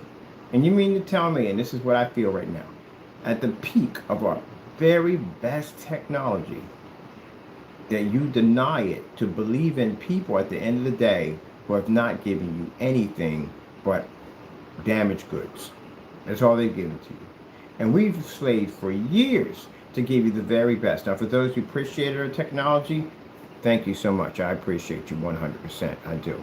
But the rest of you who ridiculed us on all the testing, all the work we did to bring you the best, that was the whole goal of what we were doing, was trying to bring you the very best technology, better than everybody else at a price that you can afford. And what do? You spit in our faces. So now, we're going in a different direction. And we go in a different direction, this stuff ends up in one of these companies at the end of the day, I guarantee you, you're going to throw it through the roof. Mind you, a gunmetal screen is $7 grand. What do you think a black version is going to cost? You don't even want to know the price of the concept that comes in from Dime. It's a very, very, very expensive piece of technology. And we got technology you can read in the sunlight. Do you know what they'll do to those things at the end of the day? That's going to be a $20,000 screen. It'll be way out of your reach. For those people who have the money, not going to be out of their reach. You can buy it. They got it. But for the everyday person, no, because that's what that technology was designed for. It was designed for the everyday person. But, that's the way it goes. Now, for those or people sit there and say at the end of the day, well, he's just mad because he's not. I still make money. That's the point you understand. We have what you call options. Y'all don't have options. For the people who make those crappy products, you don't have options. You can't even back that stuff up if you need to in court. We have options. We can go in any direction we want. We can just stick to ad tech. It's advertising technology. It's $1 billion industry. We'll make money off that. Doesn't make a difference where we go. We have multiple options where we can go. Because you know why? We tested our technology to go anywhere it needed to go. So I have options. You are stuck in a dark environment on a high-powered, expensive projector with calibrating and other bullcrap you have to go through just to get that thing to trigger. And at the end of the day, let's be real. You can't see black or color, which I can literally challenge you in court and win. And then post it that you lost the case. You lost the court case. Yeah, there's no way in the world you're winning that.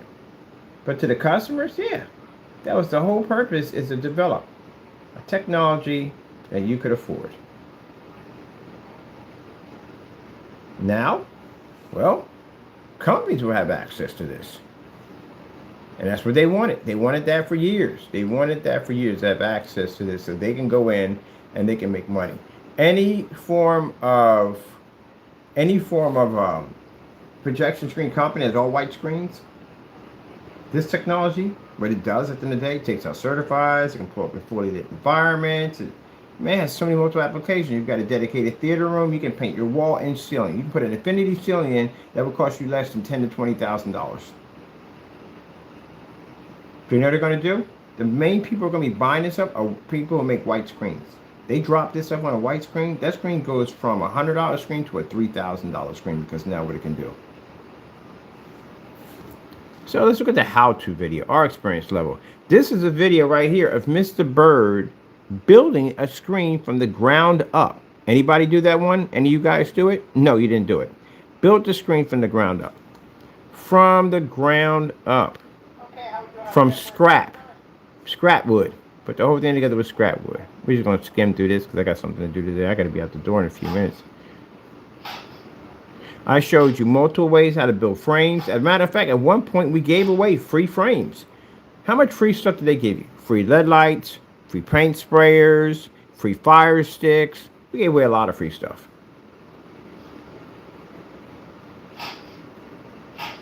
Show you how to put the whole frame together.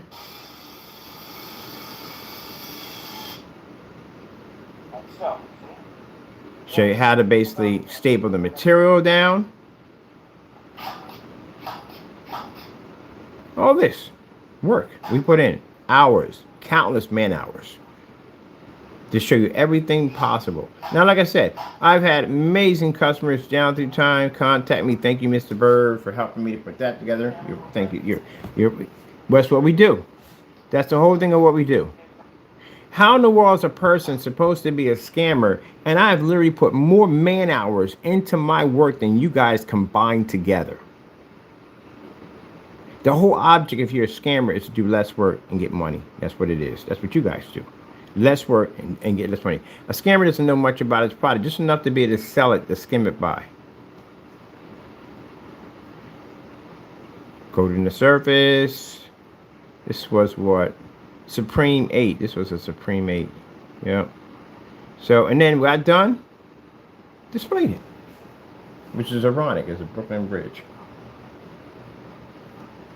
So built the screen all the way up, from the ground up, and displayed it right there in front of you. Works perfectly fine, no problem whatsoever. So, people who went out and made these false statements and accusations about me, claiming that my product came up so dark. You ever seen this video before? You haven't seen it before, have you? So you thought that when these guys made this statement that everything I was doing was mumbo jumbo, right? You're going to find out what mumbo jumbo at the end of the day. It's going to cost you, the nonsense you said, it's going to cost you a lot of money. When I did serious, when I say on this camera at the end of the day, that the people that we got involved in this, there is no place you can hide at all, period. We're going to have somebody at your address soon, process server, bring you into court, and when you get that piece of document, you roll it down, it's going to say probably $500,000. Some going to hit with $1 million lawsuits. You don't have no idea what you got yourself into. No idea. We've been building stuff, man, for years. For years. You think I don't know much? Yeah, okay. Let's see what we got here. We got here, building screens from scratch, building screens from scratch, building screens from scratch over here. What's to talk about all these brackets? So many different ways. We show you so many different types of brackets you can use to build screens. We show you how to build screens that are completely frameless. So one of the screens, we have actually got a frameless right there sitting on the wall. One of the screens we teach you on how to build when you do fixed frame screens you customize yourself. Never put the brackets on the same side that the material is at.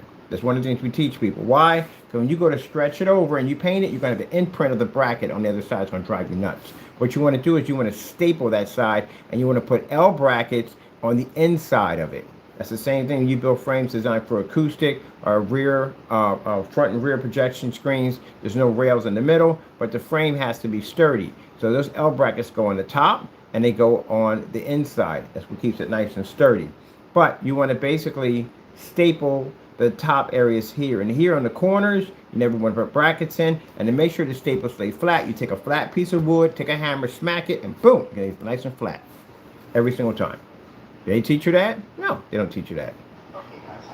This is showing you how to build a giant screen. Frame and everything. This is fully acoustic screen we're building.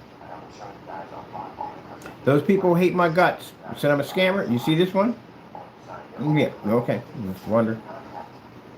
Yep. That's the screen I built in the other house, a giant one. So I'm supposed to be all these things, right? Let me see. Tension screen. This is a build your own outdoor tension screen using the spring support system. So when the wind hits it, the screen just stays in one spot. That's a pretty interesting build. Alright, let's go back there. Just have some fun, just making sure that you're listening. I am Kenneth Bird, the inventor. Yeah, Kenneth Bird, the inventor, yes. Different types of screen, anything you can possibly think of. This screen right here, the frames in had built-in speakers behind the back. I wired all the speakers in. The amps, subs, all that. Built the entire sound bar into the screen, acoustic screen. This is a fully standing from the floor up. How to build your own self-dedicated standing frame for your motorized projection screen or fixed frame screen. These are the buckets. So the best thing about when you put these together, when you put your planks in for the bottom, you take a screw, a drill, and you punch a hole to the bottom of the plank into the 5-gallon bucket. You throw a washer in there, and you put your bolts and you lock it in. And in that way, you can fill it with sand, gravel, bricks, whatever you want. And if you want to move it, just take everything out and just move it where you want to go. You don't want to put cement in there because then it'll definitely be stationary. It's going to stay there. That's a nice way to be able to make sure the buckets stay. They're bolted onto these planks right here.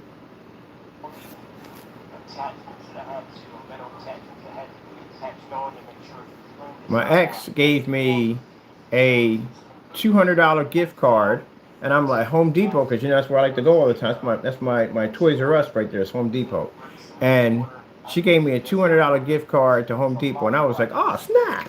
I was like, I'm gonna go buy some material. I'm gonna build me a screen because you know what I was gonna do. I like to build stuff, and that's one of the things I'm gonna get back to once I get my warehouse where I like to build. We're gonna build a whole bunch of different types of frames and stuff like that we want to design, involving our new blackout cloth series that's coming up. We got a blackout cloth material that's coming out, fully acoustic. So all blackout cloth under a technology is acoustic from the door. It ain't like, okay, you gotta spend for this and you gotta spend extra $800 because it's acoustic. No, all of it's acoustic, all of it. We even got a new system comes in with a PVC piping system that slides through, locks in with the frame and everything. Oh, we got so much stuff. But this is not the time to deny us at the end of the day, because this is the time where we're building the best of our stuff at the end of the day. I don't want to do business. I like companies that do. I don't want to do business with companies somewhat. But we don't want to make it all companies. Because at the end of the day, in the back of my mind, I remember those customers that sit there and come and they go, hey, you know, it's one woman I remember over in Scotland. She had a son that was paralyzed. And he couldn't basically lean up. They had to bring the bed to lean up. And she saw the demonstration we did the ceiling with the stars and stuff. I sent them over a free projector. I even showed her how to build a stand for it. They can set the projector up, how to get the fire stick and all that stuff, and sent them links to all the videos so they can go and they can set it up. See, we do stuff like that. And you naysayers at the end of the day want to come on there and talk about Mr. Bird being an evil person, Mr. Bird being that and the other. Well, I got all your stuff. So this is going to cost you. So like I said, those particular individuals, when we get done with you in court, you will never see the light of day. I'm looking to get a 20-year prison sentence for you. I want 20 years. I am not joking on that. They're still discussing that email with the other one. And that guy's going to snitch his brains out.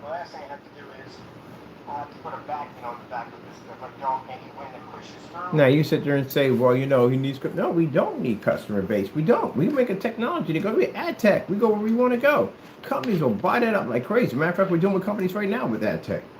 That shopping cart you see, that's an active shopping cart. It's only access to companies offline. They don't even got access to it. We don't show off locations where we basically coat and paint ad tech set. No, we never showed it all, ever.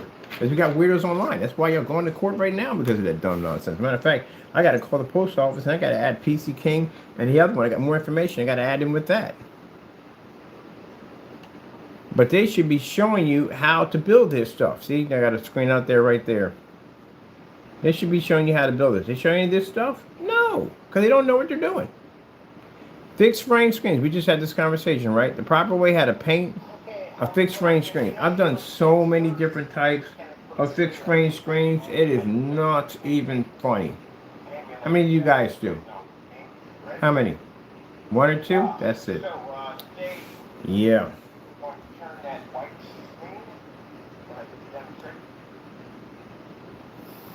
I'm gonna see if it's possible I can have y'all paint my screen in the courtroom. Boy, I'm telling you, the reason why I'm doing that because I know you don't want to do it. That's why. That's why I'm suggesting the lawyers to have you paint my screen. We're gonna take your image of my screen looking black and unwatchable, and we're gonna stick that on the teleprompter so everybody can see it. And I want you to paint my screen. I want you to do the whole setup so we can all watch you in there. Now, for the other customers, see this right here? See how we tape the top? Top is always taped. And then we put another piece of tape in the corner and tuck it under the frame. That's how you do it. And that's how you do it. It's like this. That's how you do it. If you ever saw that video, that movie would have you crying. And see what I tell you to tuck it under the frame. Now, every corner, are you going to be able to get it with the roller? No. So you have to go in with, I go in with a cloth, or sometimes, if I don't have it, a paintbrush, and I get in those corners, and then I take the roller, and I put it on a slant, and I roll it and smooth it in. Every single time. See that? That's my frame right there, showing you that we got it. The frame is padded, and then we get done, we basically show it off. It's like this. That's how you do it. I like that. I gotta get that clip. That clip is hilarious. Now, see this, Fernando? In the door. Not the door open and the screen way over here in the door. See that? That's how you do it. Jeez, what the freak sometimes. I really do wonder sometimes. Literally sitting up there with the screen, the doorway over here. Like, no. This screen right here is made out of styrofoam. Styrofoam. Now, when Rogers came up, Rogers made some statement where he said, oh, we wouldn't make it out of styrofoam. Oh, my goodness. This same guy talks about range gain and doesn't know what he's talking about. You know nothing about gain whatsoever. First things first, there's different types of styrofoam. It's not the styrofoam that you get packed with items in the day. That's a different one. It's called insulation styrofoam. It's much smoother. Comes in purple, seafoam green, some comes in white. And this particular insulation is used for garage doors and stuff like that. It's a smoother. It's for insulation. You can't even talk about regular styrofoam. You don't know what you're talking about. Not a thing. Mr. Range Gain. I'll see you in court for that. I'm just serious. I'm going to drag him in court for that. Before I die off this earth, he is definitely going to be in court answering that question. So this is the NP 1150 projector. Roughly, I think I paid, I don't know, about $100 for it. And that's styrofoam. Styrofoam screen. Now, gentlemen, do you see in the demonstration all the lights we have in here? Why are you guys in rooms with ultra short throw projectors and the environment is super dark? Why is that? I already had one time a guy saying, well, your ceiling's black. The ceiling's an actual projection screen. See, this is, I used to love burning the trolls. I burnt the trolls on a regular. When the troll be on there talking some nonsense, he walk out of the room, he be smoke coming out of him and everything. He burn you on a regular basis. But he got there talking about, yeah, but your ceiling's black. Oh, really? You want to go down that road? I mean, before you want to write that check, I'll give you options.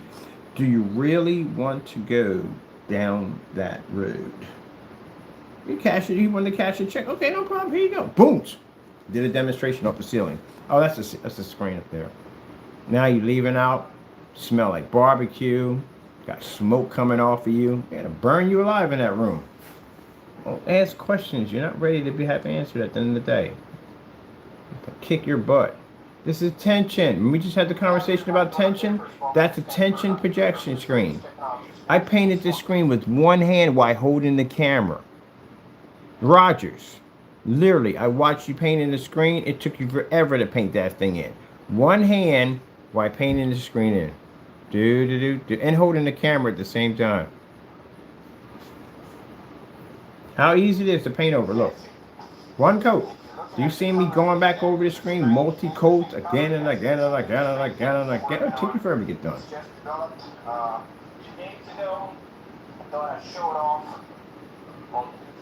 There was extra jelly on that.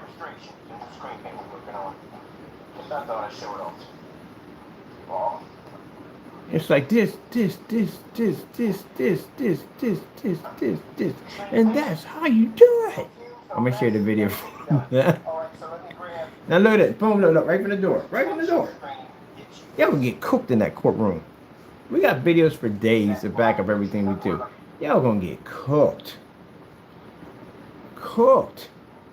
Oh, we painted a bed sheet, converted a bed sheet. See, everything that I do, you guys copy. I see y'all trying to do this demonstration. I did it already. Do you know how long we've had invisible technology? I had invisible technology 10 years ago. You guys are so late. Gee whiz Louise. We're going to go back into our archives when we're in court of Digital One crystal screen paint and show you the stuff that we're working on, black technology, all that, way before you trolls ever existed. I want to make sure, like I said, mason jar effect. Stick a mouse in the mason jar and slowly turn the top on you. That's what it's going to feel like in there. Every time you see evidence of what we do at the end of the day versus what you said that you can't back up, that lid actually starts to turn. It keeps turning and turning until you're locked in. You got nowhere to go but suffocate. That's what I'm going to do to you in a courtroom. And I can watch it. I watch your moves, how you act and everything. I know exactly what things trigger you in the courtroom. Oh yeah, we're going to definitely have a ball with you in there. It's like this. And that's how you do it. So we came in. I was sitting there paying for Carl's blackout cloth. Carl makes good blackout cloth. I like the stuff. But, you know, I'm paying $80 a pop for it. So I'm laying on the bed. I'm thinking like, how come we can't turn this into a screen? Now, this is shifting technology. They don't know much about shifting technology. We're going to make some shifting technology and give them a challenge to try to figure. Excuse me. It was hilarious. Try to figure it out. You can't figure it out because you don't know what you're doing. So, technology is designed easy code over. Painted on any surface that you want. Now let's show you what the results. Now you see the color of the screen? See the color of it? Watch this. It's right there. And then when the projector comes on, shifting technology kicks in. So that's a big sheet every day. Damn. $7, $5, or $4. So basically, in these demonstrations to the customer, as we crush our, I don't know, we can't call you a competition. I don't know what to call you all. But anyway, we show the customer at the end of the day that how you can take a $7 bed sheet and turn it into a high performance screen using our technology. These are the demonstrations we're going to be showing in the showroom when people come over. I'm going to be paying people, especially some very beautiful ladies, to show off how easy it is to paint our screen. And of course, we're going to have some kids painting a screen. So easy, a kid can paint it. Oh, my goodness. Look at this. Boom. All day long is what we do.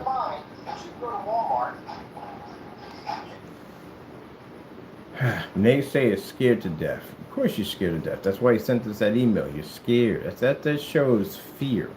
When you send something like that out like that, that's fear. You're afraid. Trying to persuade things so they don't happen. Try to escape the inevitable. Try to stop destiny. Trying to figure out a different path. You know, the interesting thing about these paths at the end of the day, you can have 16 different paths. They all lead to the same thing. No matter what road you take, if you this one or this one, they all lead to the same road. It's called destiny. It's meant to happen. It will happen. You don't get the option of the fork in the road. It all leads to the same path, no matter what you take. Yep. It's like it's like, what was it called? Key and Peele did the one with UTFO. What thing it was? Everybody in the house tonight. They went to the party, and no matter what door they went to, they still ended up in the same area. They go to this door, that door, that, and they didn't realize they were in hell the whole time. It was funny. Oh, painting a motorized projection screen, easy to do. What hand? By holding the camera. Easy McCheesy. Boom. Off the wall to show you the difference between our surface and the wall. Kaboom. That's what we do. That's what we do. I'm going to put links in for this one on the page. I want to bring this page over here. We got a ton of demonstrations. Operating spray guns. Modifications for spray guns that are cheap, easy to do. Oh, painting a 32 inch out? 32 inch. There are 32 ounces for 150 inch screen. These are called, who's talking? Where are you talking at? You're somewhere talking. Yeah, your screens don't work for Jack. Anyway, this shows you how to paint a 250-inch screen. But I told you how to use the fan system. This shows you how to paint 32 ounces, 150 inches. You have to do something called paint down, which means that you can't say you paint a 150-inch screen. How do you know that? You have to actually paint it down to a surface and have this much left over, and you have to paint heavy, just in case if the customer goes heavy. So this shows you all the different ways how to paint fabric, fix frames, projection, screens. Oh, you want to see something jacked up? I'll show you something jacked up. Fernando, you're not going to like this one. That's your screen paint right there. That's a white surface, and that's our black technology. I had missed it there, Trure had not done it. When it comes to black technology, was to basically take our screen and shrink it. So what is the benefits of our technology next to a white and gray screen? It would be this. Our technology reads a 100% contrast level, beautiful colors, and amazing white levels, as you can see in the demonstration, versus the white and gray screen. As you can see, the gray screen really doesn't give much of a promise to the white screen. It really doesn't. You're still missing so much from it. I'll make sure to use the screen. No, I'm going to have paint the screen, of course. That way it's much funner. I'm trying to have fun in here. But if I'm going to be spending my time to go in here to do this at the end of the day, I'm going to have fun. So I love what I do. Look at that. Look how much of a difference that is. Boy, I hope the people who we know who you are made that statement about my product doesn't work. I hope you're really ready for this. This is going to be expensive. It's going to be very, very expensive lawsuit. That's a very serious accusation to make about someone's company that their product came out under, especially when they design a black paint. Do you have any idea how bad these lawsuits are going to be? We're not going light on any of you. Anyone that made that statement, we're going full throttle on you because it's a very serious statement to make. I'm trying to get y'all 20 years.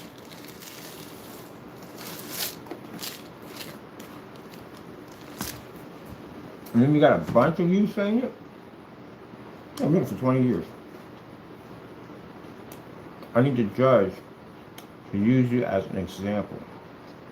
To give you so much time that anyone coming near our technology with this, you wouldn't even think about doing it. But I think it ain't gonna be a problem. Fernando has set the foundation to making sure that you guys get maximum jail time. That's what you follow.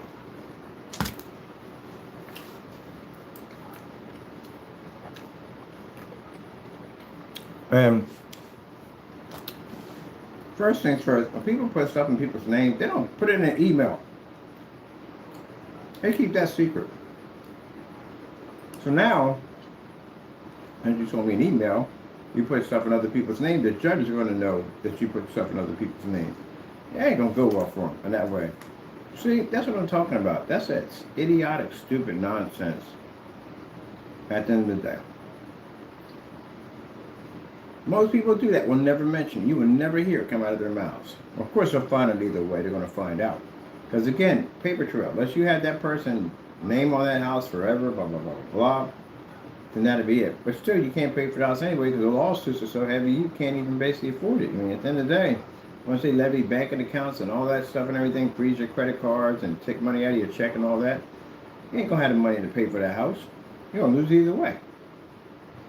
But usually when people do stuff like that, they don't write you an email to the person who's suing you. That shows you how dumb this guy is. He literally wrote an email telling everything that we needed to know to us.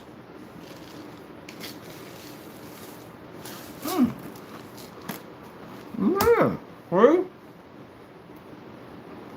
I'll tell you about this area is self-snitching. Oh, it's a nice one right here. It's a 21. That's closed screen paint.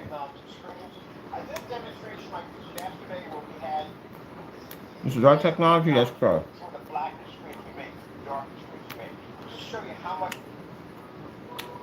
That's literally how much you're missing off your screen when you use this product. Now, during the recording of this, sometimes on the black screen, videos can get a bit choppy. Sometimes you get to the house, got to work another one down here. When you So listen to my bars, then I'll read. If you want to comply and complain on our channel, oh, my sample sheet's not big enough. All right, I got you. There you go. That's 100-inch screen we put you on. Now what?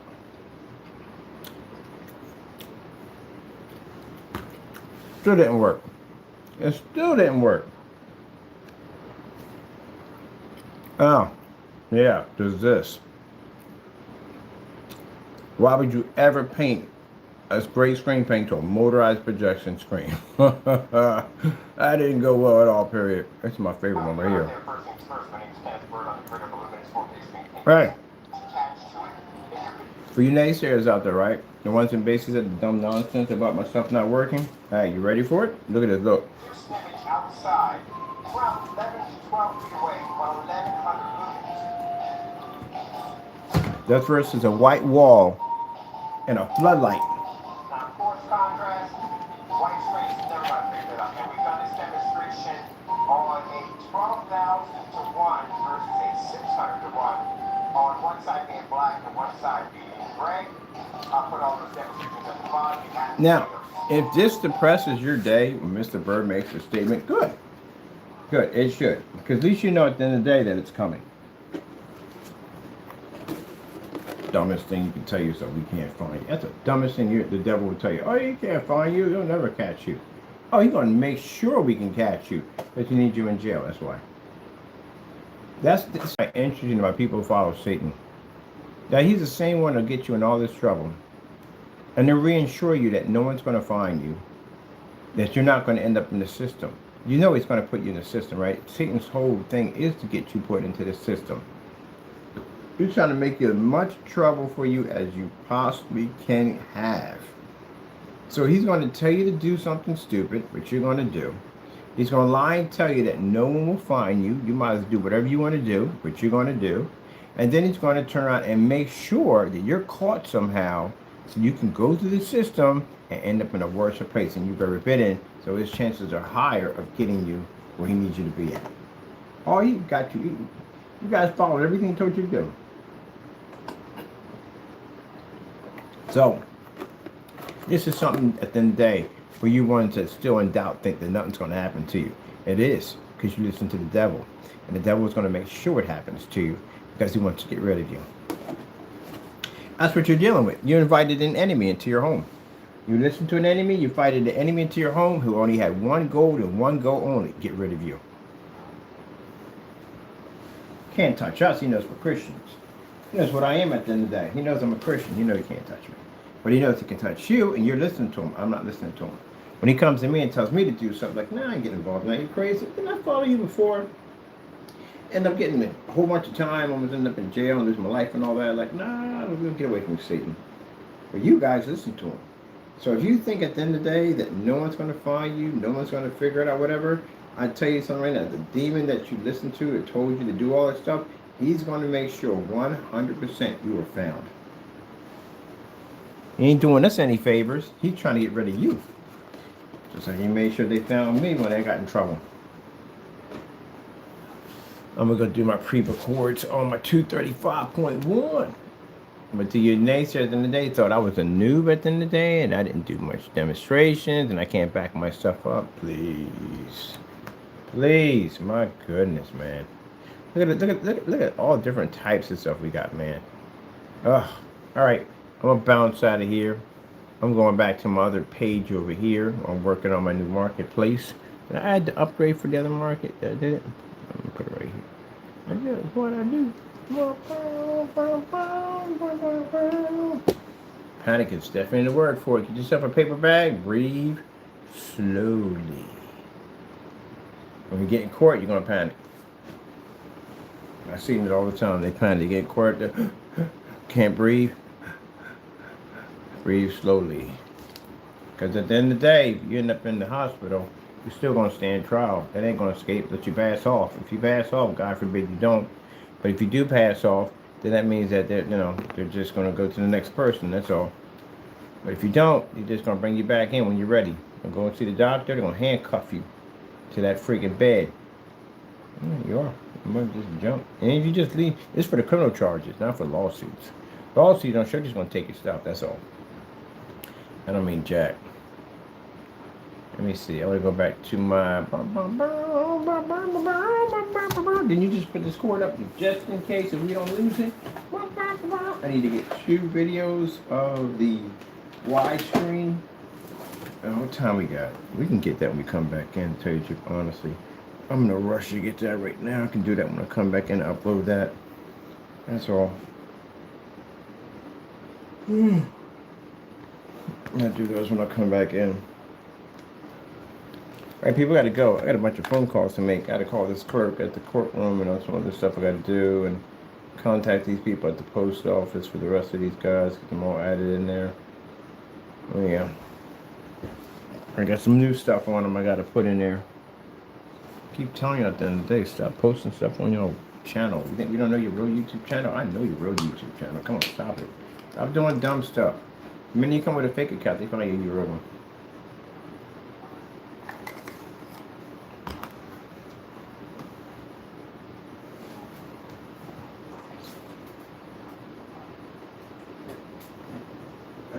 Man.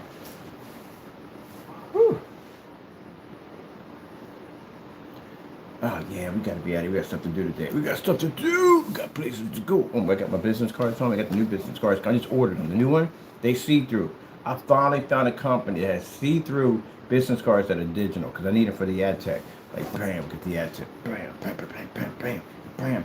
And for the money, again, I'm gonna get off your Trure. I gotta call this lawyer back too because another got 5 lawyers on the case. I'm going to take that case for that apartment nonsense that went on because they're going to get paid off of that.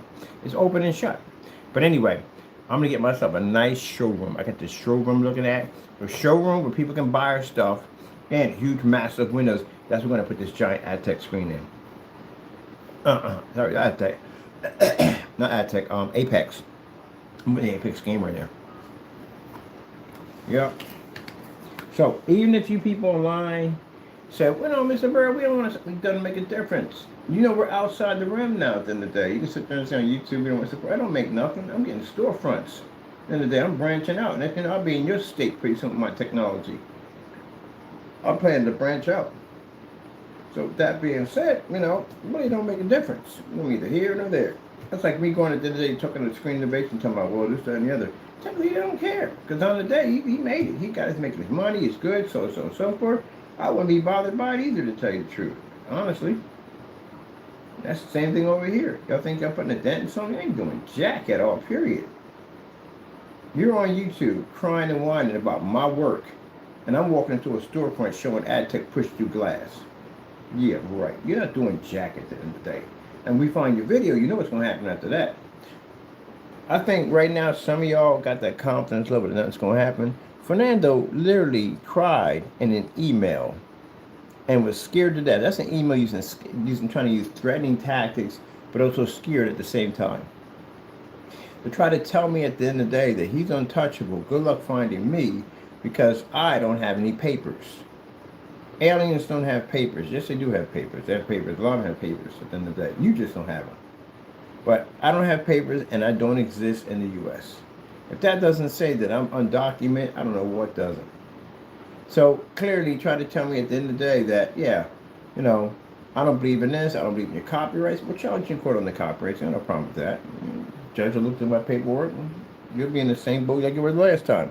But basically try to brag at the end of the day that I do what I want to do, and at the end of the day, you can't touch me because I don't have paperwork.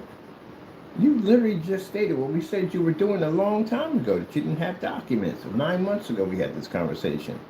And you claim we're racist because, you know, you said you're a citizen. Right there on the email, you said you're a citizen. On the text message, you said you're a citizen. In the email, you're not a citizen. So which one is it? Oh, you just go back and forth. That's 100% proof of citizen fraud right there. 1 minute you said you're not, 1 minute you said you are. So now they got to question that. That's why they open up a Pandora's box that can't get shut. You definitely might get deported. If they overlook it and he goes in the system, he's good. But if not, if they see that email, he's screwed. And I got to forward that to all the information we have to the clerk. We got to forward some in. I'm going to send that letter over to him. So you pretty much sent me an email to try to discourage me from going in and filing. There's no point filing. At the end of the day, I don't have paperwork. I don't have any records. I don't exist in the United States, blah, blah, blah, blah, blah. Of course you exist. You know why? Because you got that truck. You got that apartment. What is it called? Blueprints. They're not called blueprints. They're called, can't think of the name of it before, what it's called. Goodness, a carbon footprint. That's what you left. Everybody needs one. Everybody's a carbon footprint. You paid for stuff at the end of the day. You're on YouTube channel, carbon footprint. Facebook, carbon footprints. You got an IP address, internet provider, carbon footprint, carbon footprint, carbon footprint. And your face matches everything. Got an LLC, carbon footprint. So you do exist in the US. If you didn't exist, the process server wouldn't have been to find your apartment. He wouldn't have been sitting in front of your door. He just said, I can't find the places. No, you have a carbon footprint, right? There you go. And no matter how bad your landlord tried to hide the building, still, carbon footprint. You'll go back and check taxes on the building. Carbon footprint. So anyway, you're invisible in the United States. One, you're a top level soldier, government official, something that they black out your files and they declare you dead. They do a whole funeral, the whole 9 yards. Dead. You fake your death. That's another one right there. Non-existent person. Person that died somewhere, maybe crashed somewhere. They thought he died. He came back and he was actually still alive. So yeah, stuff like that. That's the only way. Or maybe you were just born in a freaking barn somewhere and you never went to the hospital. Because that happens sometimes. Some people who live off the grid, they just never brought the child in. But that means you would have never been born in for any form of medical problems or anything whatsoever. Because the minute you come for any kind of medical child, they write it in the chart. So you still come up on record. You would have to have somebody take care of all your ailments and all that stuff without ever going into a hospital. Now, if you're raised by wolves, that's another way you would come off non-existent in America. Well, you exist, Fernando. You actually exist, believe it or not. You're not documented. That's what it is. What you do exist. Yeah, you do. You exist here. Got an apartment, right? So if you got an apartment, you get mail. You exist, right? We sent mail right to your apartment. That means you exist. We found you. Process server to your door. We had sent certified letters to your door. I've sent paint to your door. You do exist. By the, let me see who they are. Secretary of State of California. I think it is. Let me see. LLC search. By Vista, not Vistaprint, it's a legal aid, legal Zoom. Legal Zoom, the lawyer, you do exist. You are existing. You left the paper trail.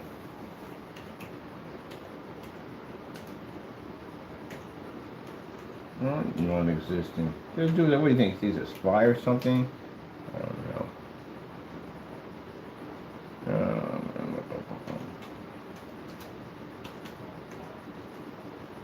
Now, the fact that I can pull you here, right? Just like this.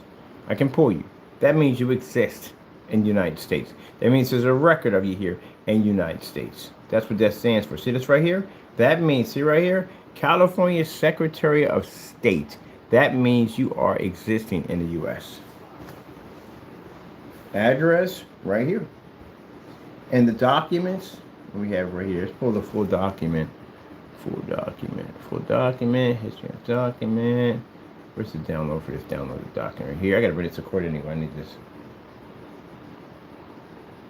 Here's the PDF form. There you go.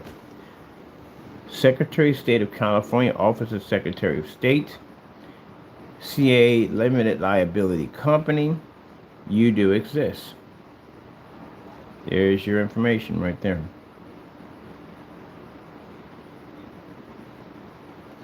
So when you fill these forms out, they want your first name, they want your last name. You didn't fill this, you said you filled this form out by somebody else. And that would be perjury. That'd get you in trouble. The minute you mentioned stated, my buddy was looking at that, he's a criminal defense attorney. And he was looking at where you said that you put stuff in other people's name, he said you screwed yourself. You should never sent that over. Because now they're going to look into everything and anything to see who else's names on it, and those people are going to be prosecuted for it. They're going to be brought into court over it.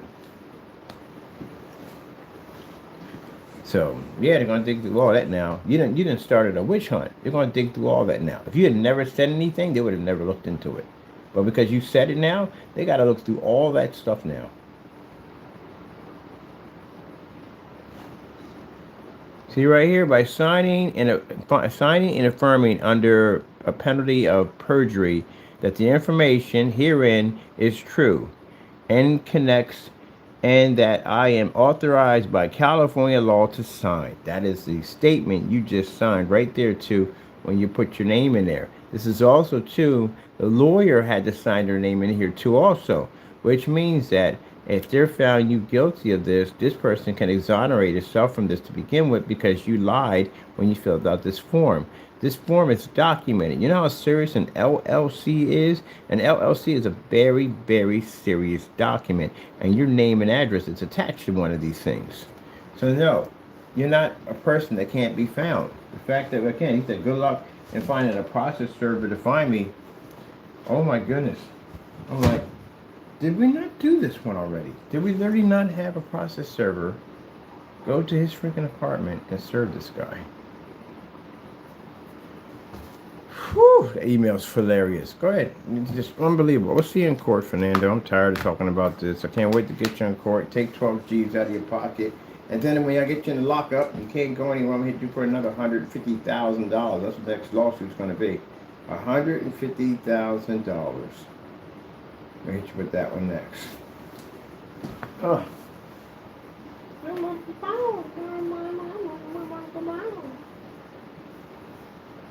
He did the same thing I told you when he lied on his bed. I moved. I can print the email. I'm going to print the email, print it out. Sat there and said that good luck sending me the screen paint and all that stuff, the tests and stuff like that. You know what I mean? Good luck on that. Good luck on suing me. Cause I can't wait to show this to a judge. Good luck on suing me because you're never going to find me because I moved. You were there the whole time.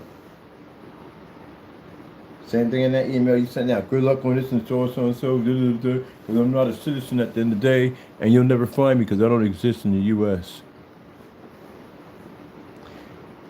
Jamie, you walk in front of cameras, right? You're on YouTube, right? You got a YouTube channel? If you got a YouTube channel, you do exist in the U.S. People that don't exist literally don't exist. Like trying to find Bigfoot, like that. There's no information, there's no file, no social, you don't have a security anyway, period on you. But none of that stuff would exist. No birth certificate, nothing at all. Nothing at all. That means you never went to a school or none of that stuff. So if you're saying today, well, I never went to school down here, so and so, so yeah, so be it. But if you stayed off Facebook, YouTube, any form of social media channel whatsoever, and you popped over here, no one even knows your existence at all, that's a different story. Problem you have is when you came here, you started making waves, which means you basically got an LLC and put the address on where you're at right now, which is supposed to be an apartment complex. It's supposed to be hidden. Because what I'm receiving from information back on the building, that building is designed to be hidden. And you put an LLC on it directly where it's at. That's why the process service found them. That's how any court will find them. That's how Baldwin Police Report will find them. Any FBI agent can find you because your address is right there. When you pull this up, this serial number here, it brings up all types of information. White page, that's how I found out about his whole family. His family literally popped up on a white pages. We just scanned the entire thing. We literally have your whole entire family information, where they live at, phone numbers. It pulled everything up on them. Because it's public. It'll pull up anything and everything on them. So technically, no, you are existing in the United States. You have an LLC. On top of that, don't you have accounts with Facebook? You have accounts with eBay? You have accounts with YouTube? You have umpteen videos on YouTube of you showing your face over and over again and again, explaining everything down to your pets, to the car you bought, to the other cars you have. You explain, you put your whole life on Facebook or YouTube. You do exist. You put everything on there. Where you play golf at, all that stuff. You checked all the locations at. Everything. Places you go to eat, places you go, Disney World, all that stuff. You've recorded yourself doing all that. You do exist. That's like, I remember saying that Bigfoot doesn't exist. And I literally see Bigfoot out there every day mowing my lawn like, oh, is that Bigfoot? That's a Yeti right there. I got a Yeti in my backyard. I'll probably freak out the first time I see it and go back and it'd be gone. I'd be like, okay, I'll never see that ever again, whatever. And then the next day he's underneath my car, tuning my car. I'm like, what in the world? Like, I said, yeah, you can. He'll be out there every day. If he's out there every single day and people are taking pictures, he's no longer extinct anymore. He's right there. You can actually see him. Like if a T-Rex popped up in the middle of the woods and it just kept coming back and eating, it's no longer extinct because it's right there. That's what you did to yourself. So you do exist. And you don't watch enough movies where somebody's missing, they disappear overseas, and they're just like real high level soldier in some of these movies, and they disappear. And one day they catch them like on a subway camera or somewhere, like, oh, that can't be who I think it is, and they send it back to the Pentagon. Like, I thought he was dead. We declared him dead. Yeah, he's walking around. Now his secret's out. He's no longer considered to be non-existing because the camera picked him up. And yet you put yourself on YouTube and done dozens of videos on everything. Your family going to the Comic-Con, your family going to car shows, all that. That means you're existing now. Gee, he doesn't understand anything. I mean, anything. Literally, I have to explain everything to this guy. He literally put down he's non-existent. My buddy was laughing so hard when he saw that. My buddy has the same laugh that the guy has from, was it Goodfellas? I think it is Goodfellas. The guy, I forgot his name was. I can't think of his name is. But anyway, the guy who basically beat that guy with the gun, whatever I think his name is, that laugh he had literally had the same almost signature laugh. But he was crying when he freed up. Is this guy, what's wrong with him? Was he high when he wrote this? Like, does he have a YouTube channel? I said, yeah, he does have a YouTube channel. He said, how is he non-existent if he has a YouTube channel? Are you kidding me? I bet you he records every aspect of his life. Well, he does. He does record every aspect of his life. They, from social media, we have learned more about you, Fernando, like your family, your wife, everything. Because you put it all out there. You don't see me putting any of my family members on YouTube. No, I'm not that stupid. You see me putting my ex-girlfriend on there? No, I'm not stupid. None of that. There's no information. The only information I have is business. That's it. The only thing I give you is when I talk about on camera, that's it. But I don't show you any videos. I don't go back and show you about old neighborhoods. None of that. Nah. Why would I do that? It's stupid. Gee, Louise. So, let's get this straight and sum it up. A person who basically committed a counterfeiting ring. I got to remember, I got to send that email over to code enforcement over there for them. Because, you know, non-existing, you do whatever you want to do. But a person went on and counterfeited, other companies robbed, stole from them, the whole 9 yards, now saying he's untouchable, he doesn't exist. So you just do whatever you want. I feel sorry for you people at the end of the day who's got your information inside of that PayPal account. Do you have any idea what he's going to do to yourself? Do you have any idea? Did you just see the attitude he has? Good luck finding me. That's the same attitude he's going to have towards you. He's going to sell your address to some inmate at the end of the day for something. Because he literally has access to a PayPal account and a ton of addresses. Good luck finding me.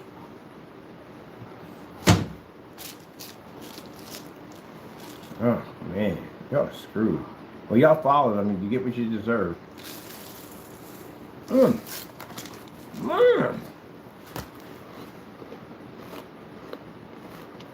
Well, the email that you sent to us, it's going to be emailed forward to multiple locations today.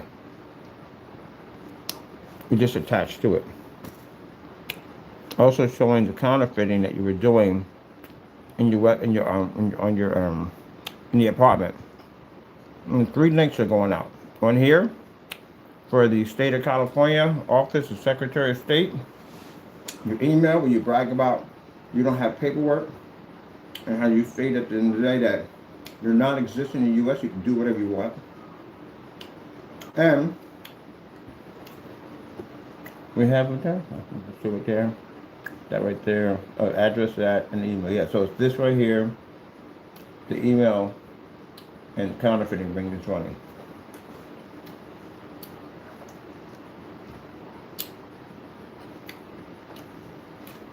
Besides, Baldwin Police Department is going to see it from you again anyway. You don't make it to court. Bench warrant. And what you just said in that email about you not having paperwork and you don't exist, well, you got an automatic bench warrant coming. I can call that right here. Non-existing. Non-existent. That's hilarious. I'm not, he's Jason Bourne. I'm non-existing. No one can find me. Got a YouTube channel every day for freaking 5 or 6 years. Broadcast his entire life on it. Literally.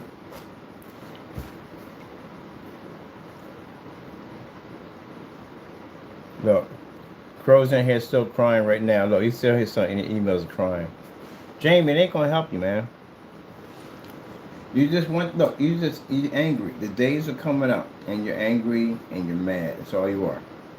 We're just gonna forward that to the judge. You gotta come here. You're just angry. That's a person right now. You see, I'm gonna share the email. That's a person, he needs publicity. We're gonna forward it to the judge. Everything we get from here goes to the judge. We forward it to them. You are scared to death right now. That's how a person talks when they're scared. So, bottom line is, everybody saw the email where you just said that you don't have any paperwork. Everybody saw it when you said that you don't exist in the U.S., right? And everybody saw you on your YouTube channel counterfeiting people's merchandise and selling it, which is against the law. If any American has to go to jail for that, then guess what? So do you. And the crimes you committed, that's it. You know it's over. So you're just showing me a man that's panicking. That's all you're doing is panicking. You're hurting you. You got nothing to lose. When people reach that plateau where they have nothing left, that's it. It's like playing one of those video games where you fight the final boss, and you think just when you got it down to next enough, and it just goes into this crazy rant, fires everything at you, like missiles, rockets, whatever, lasers, all that stuff, just goes total berserk before it shuts down and just blows up. That's what he's doing. He's self-destructing right now. He ain't got nothing left. He has nothing left. You're watching the fall of Jamie Fernando Gonzalez, YouTuber Crow 1176. You're watching him crash and burn. You got nothing left. He knows it's coming. You got no place to go. Fernando, where are you going to go? Let's be frank here. Where are you going to go? You can't leave that apartment complex. That's the only place right there that'll let you in. Go to a family member's house. If they find out the people that at the end of the day that you got involved with, they don't even want you there. Nobody wants your hot potatoes. Nobody wants you to be around them at all, period. And I'm pretty sure they watch my videos. I'm pretty sure if you talk about me so much, when you talk about somebody so much, I guarantee you they watch your videos. So they probably watch your videos. They probably heard me at the end of the day that we got people involved with you. They don't want nothing to do with you. Heck, you even use your brother's address. That 317 Current Street came up in the white pages, right in their family member. So, no, they don't want nothing to do with you. You're kind of like probably the black sheep of the family. I don't say much, you probably are. Especially if you're using your family member's addresses to commit crimes. But anyway, yeah, you're desperate right now. Right now your back is against the wall. Much like every other time we give you a challenge, what's the first thing you do? You had a track record running the Disney World. Every time we gave him a challenge, you had the back and people run the Disney World and they change the topic. But right now, this is a different story. You just sat there and said in your email, you said, no process served. Good luck getting someone to come to my door. We had someone at your door. What are you talking about? You sat there and said our copyright's unreal. We got registered copyrights with the United States government. That's why the process server was at your door. So that tells you right now you're just ranting, you're just losing it. And then you're going to turn around and call me a dumb A, and you don't even know how to do the abbreviation for U.S. Especially a person just claimed they're a citizen at one point. Then we got another email coming. You're acting like I'm a lawyer, and you're saying, unfortunately, you're a citizen. Like, unfortunately, you're a citizen. So what you're saying, American citizens are just trash? Because that's kind of like what you said. Unfortunately, he's an American citizen. Unfortunately, that's the word you use to describe American citizens. Unfortunately, you people should be offended over this nonsense at the end of the day. Guy comes in and says, unfortunately? That's like you going to another country and they don't like you because you're American. Unfortunately, it's an American. Yeah, you know how they are. You spoiled little brats. That's literally what he just did. So then after that, you go and you send me this email to try to discourage me to not go and file because there's no point in doing this due to the fact that you're non-existing? You don't have paperwork? You just described yourself as an undocumented. And an undocumented who has committed crimes. Because I guarantee any undocumented would not want to touch you with a 10-foot pole. So you're going to tell us that you have a right to counterfeit, take whatever you want, steal, rob, cheat, all that stuff because you're undocumented and you can't be found. Is that what you're saying? Fernando, you're scared. And you should be. The process you're about to go through is going to be interesting. As you said before, you've never been in the system before. And if you've never been in the system before, this is going to be a scary ordeal. Most people going back in, nothing, because you've been there already. You know how it rolls, you know, you do the rules and regulations, you know that.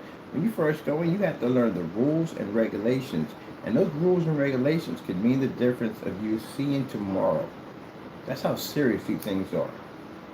The guy even had a tutorial video on surviving the first 24 hours in the system on how to shower. You don't know any of these rules. So you're going to walk into an area and probably try to act big, bad, and tough. And you'll be tough hurt in a place like that. They don't call guards in there. It's rare they call a guard in there. You knuckle up. Or you jumped. So you're scared. You're scared that you're going to be leaving your family. You're scared you're going to leave the state of California. You'll be over here in Pennsylvania. And you'll be in a prison cell. You're going to be going through the whole everything you watched on TV about prison. Yeah, that's going to be an interesting ordeal. Going through the whole process of having your belts taken, your belt taken, and your shoelaces, and going through the search cavity and check all. They got to check all that, your bum, all that stuff to make sure you ain't got nothing up there you're bringing in, no pills or nothing. You got to go through the cavity, check all in your mouth and everything. Hopefully not with the same gloves. But anyway. So you got to go through all that. The process of being locked up, handcuffed, thrown in the back of a car, being transported to a unit, and then thrown into a holding facility where you just stuck there and try to figure out what they're going to do with you. And you'll sit there and you'll watch those officers walk back and forth. You're seeing other inmates in there, people sometimes screaming, people fighting. It's a chaotic area. And then once that's done, you know what I mean, somebody may come pick you up. Of course, someone's going to come pick you up. Allentown police will be coming to pick you up. Right there. Sign off on the paperwork. I'm going to take you with you, put you in the back of the van, and whoop, wish you off down here. That's a long drive. I wonder if they would drive that or fly that over. I'm curious. Now I got to find out about that. I'm curious. I'm curious how to research myself. Are they flying them over, or are they going to basically drive them over? But I do know when you get here, they're going to process you. Maybe, I don't know. They probably take the paperwork and have it on their records. And then they're going to take you over to the prison system they have over there. And that's where you're going to be at.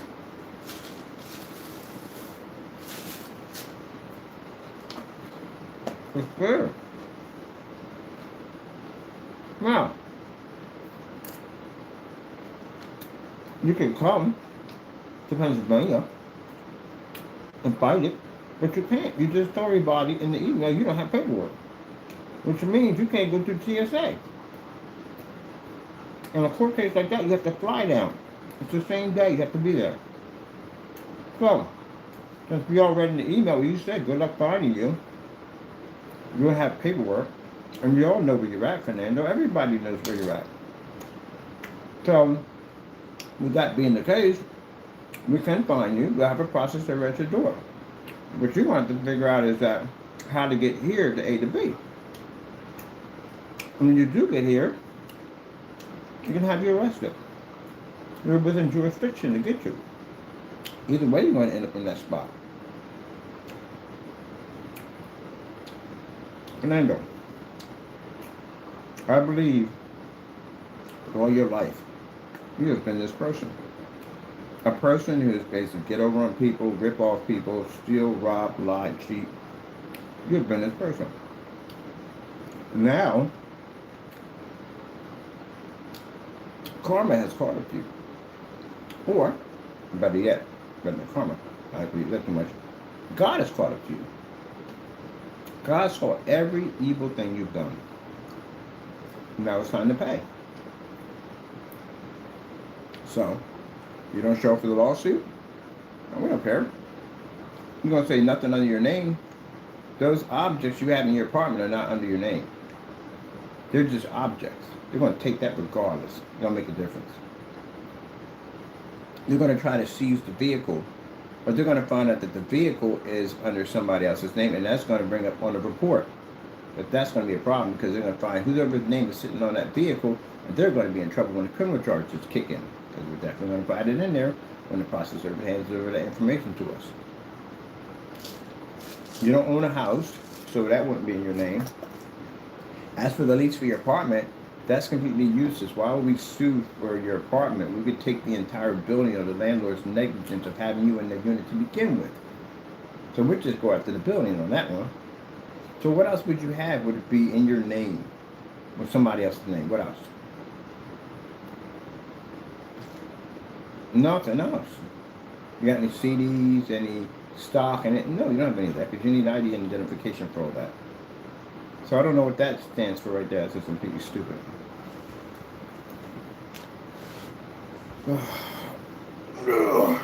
It was funny. Oh, you said stop crying all the time? Yeah. What happened when that process server came to your front door, Jamie? You didn't even come to the front door. Your wife came to the door. Did you explain to them that? I think I can get the video footage and post it. Did you say that? You weren't being the big man now and talking about crying and whining. Well, we'll see in court.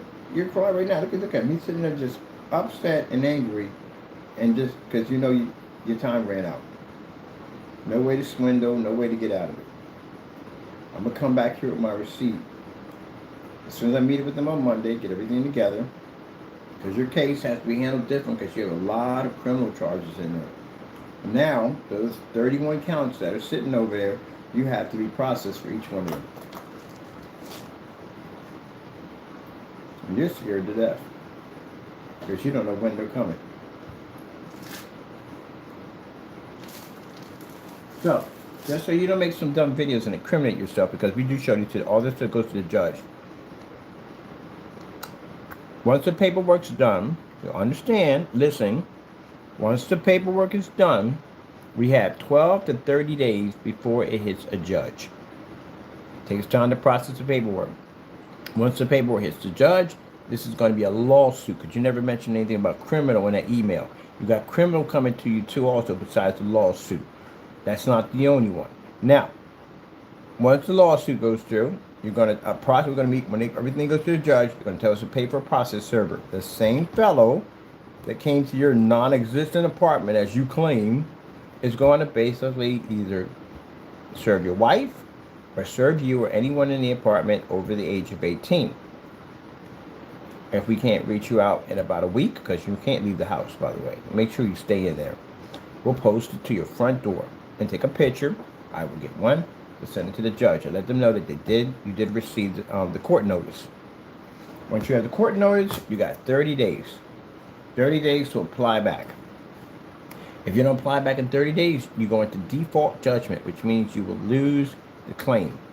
If you lose the claim, what happens? We go sell your judgment over to these collectors. These collectors have people in California. They will come to your front door with sheriff's department. They will walk into your house and they will take whatever they want that will tally up to that $12,000 that you owe us. We will have it on record that you failed to show up in court on a lawsuit, which is very important, which shows you must be guilty because you didn't even show up to defend yourself. We'll take that document and we'll file another charge. This is for criminal now, because there's so much stuff involved with to file a criminal charge. Now, once that reaches a judge's desk, roughly 12 to 30 days, and court date will come up. We're off to get a process server, or this time I think I'm doing sheriff's department. Oh, no, I might do process, I might be the same guy. And he comes up on your porch, and he does serve you. That means you have 30 days again to apply back. If you don't apply back in 30 days, they're going to want you to go to court. You don't go to court, you don't show up, you're not there. They're going to issue a bench warrant for your arrest for no show in court. This is criminal now, different than lawsuit. So once that warrant goes out, it'll go to Baldwin Police Department, and then Baldwin Police Department will know that you have a warrant for your arrest. They will come out to your address, and they will call you out or come get you, either way it goes, and they will put handcuffs on you, read your random rights, and they'll put you in a car, and they'll transfer you down to the police station where they begin the a part of processing, which means taking out your laces so you can't hang yourself, your belt so you can't hang yourself, fingerprints, photos, the whole 9 yards. Make sure you're on record. Not existing. Yeah, okay. But anyway, the police can find you. Guess what? You're not non-existent. But anyway, you'll sit in the holding cell. And you sit in the holding cell because it means that the warrant was for Pennsylvania, which means you now have to be transported to Pennsylvania. So I don't know how that process works. I have to look into that on that because I'm curious myself. Then once you're up here, what's going to happen is they're going to process you. I don't think they'll process you again. They'll probably take the paperwork. They're going to put you in the system either way. And then they're going to take you to the jail, which I'll show you today. Is that where you're going to be at? Right over there. And you'll be there until the next court date comes up because you're at risk now. Running, not showing up, whatever. You have a bench warrant. This is bad. This makes it bad. We already have one where you didn't show up for court for the lawsuit, no show. And another one where the judge had to issue a bench warrant. This does not look good for you when you go to court. So you will stay there whatever time the court date comes up. It can be next summer. It can be anything. It can be the end of next summer. But you'll stay there. That's where you're going to be living at. That's how it's going to happen, Fernando. You ask me how I know? I was in the system. I know that stuff already. I was in the system. I'm quite aware what's going to happen. But the problem you have at the end of the day, you ticked off some people on the opposite side of my family. And they're in Allentown right now. And that's none of my business today. But just to let you know, you might want to keep that head on a swivel. A real good swivel. Swivel all the way around like the exorcist. Woo! All the way around. Yep.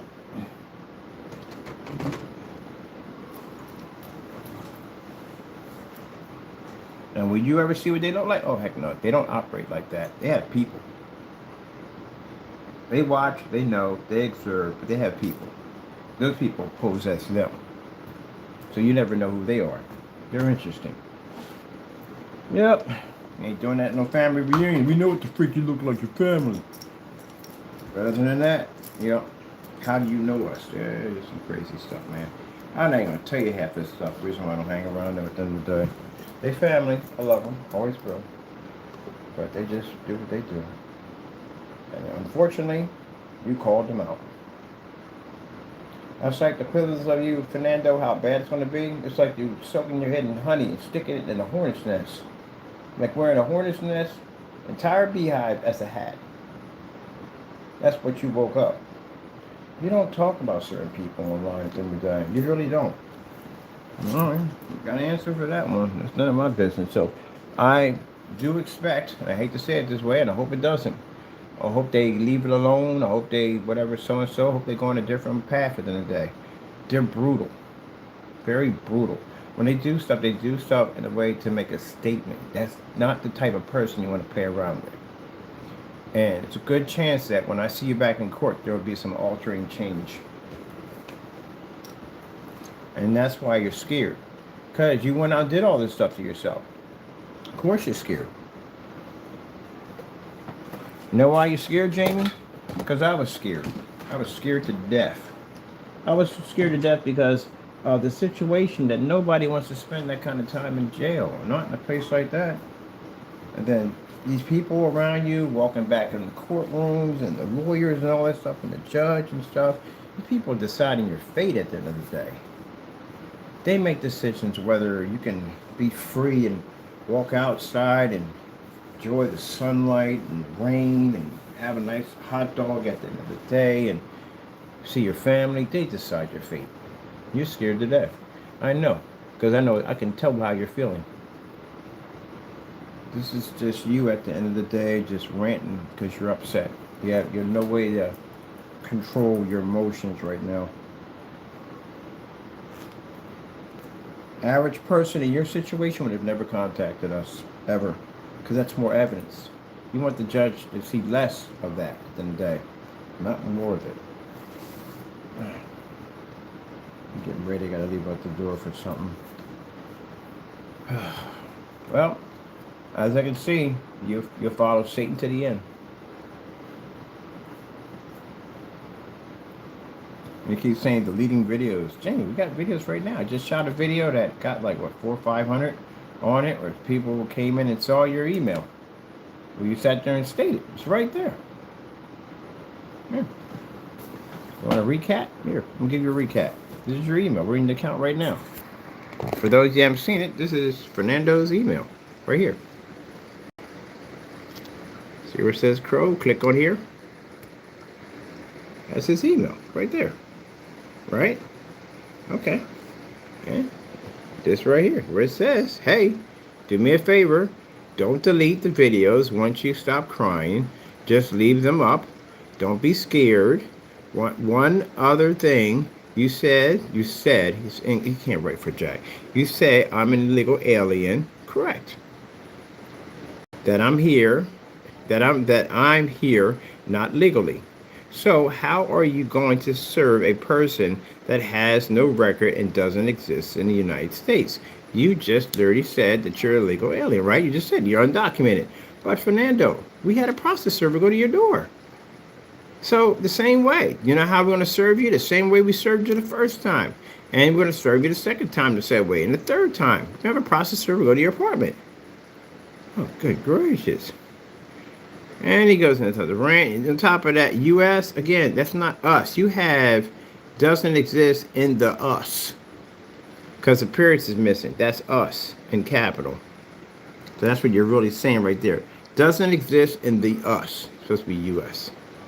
And then here at the bottom, you go into saying right here that you have no paperwork. And you can't spell patent. That's not how you spell patent right there. You don't have any patent. It's supposed to be patent or copyrights. See? They're challenging the copyrights in court again. So enough.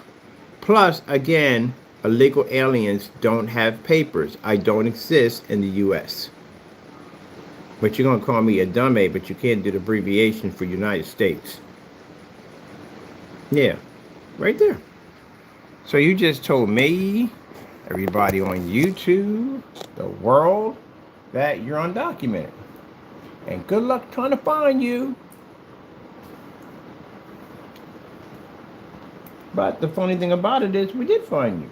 That's how we sent the process server to your front door. How do you think I shipped paint to your front door? I literally shipped paint to your front door. You refused and sent it back. How would that make you non-existing? Huh? See, you're trying to use some kind of scare tactics and some kind of other tactics to try to make it so I would go, oh, you know, he's right on this. I would never find him. Even though we had a process server go to his front door and take pictures of the front of his building and on top of that where his door was at, even where the cat was at. Like, yeah, we would never find him. I sent paint totally to his front door and he rejected and sent it back. We would never find him. Oh my goodness. You can't make this stuff up. Fernando, see you in court. Monday morning, I got to meet with these people. We'll be following on Monday. I got to talk to them because there's so much stuff in the paperwork that I have. I got to print out. I mean, printing the day. I got to pick a printing paper.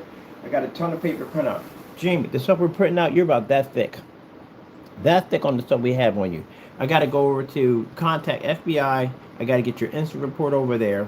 I got to get your instant report from Allentown over there. Oh, man. Yeah, good luck on that. Wait till you see some of the stuff we have on them.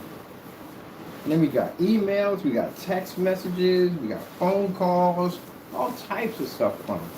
Yeah, terroristic threats, doxing addresses, and you got people coming to court to testify against you. I got some family members who are testifying against you. Businesses that are testifying against you. Yeah, you're in a lot of trouble, man. So I can see right now, that's your reaction. Hello, Fernando, how you doing? You in the room? He's in the room. You got so much stuff coming at you, it's not even fun. Biggest problem you don't have to worry about, Fernando. The biggest problem that you did your family dirty. You want to tell how?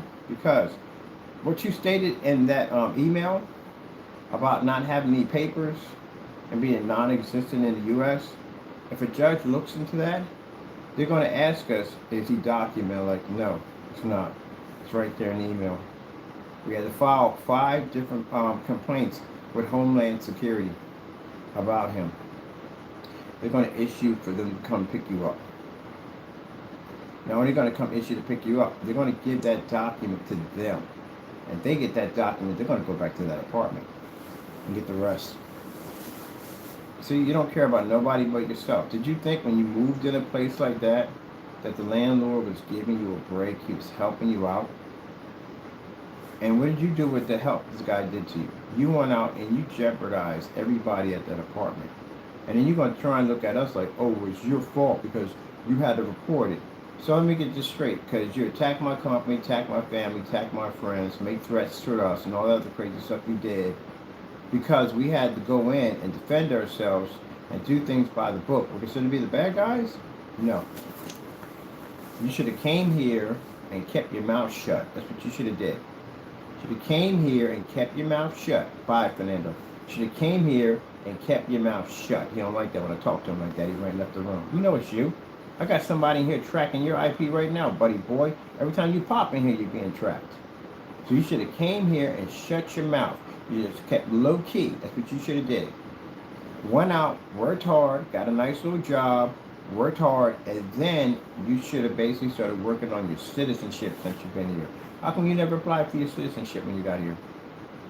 Because you got comfortable. That's what happened. And you put it off, and you figure no one's going to catch me, so I'm going to keep this game going until now. You had plenty of time to get your citizenship. Trump was in the office all those years. You could have got that citizenship when Obama was in freaking office, when Clinton was in office. They probably been here since Ronald Reagan.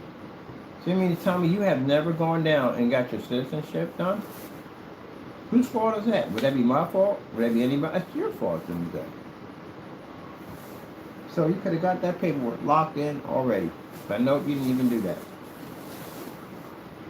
So it's your fault. Cause and effect. That's what you cause at the end of the day. So anybody you're linked to, anyone you tied to, anyone who actually signed anything over their name is in trouble from being around you.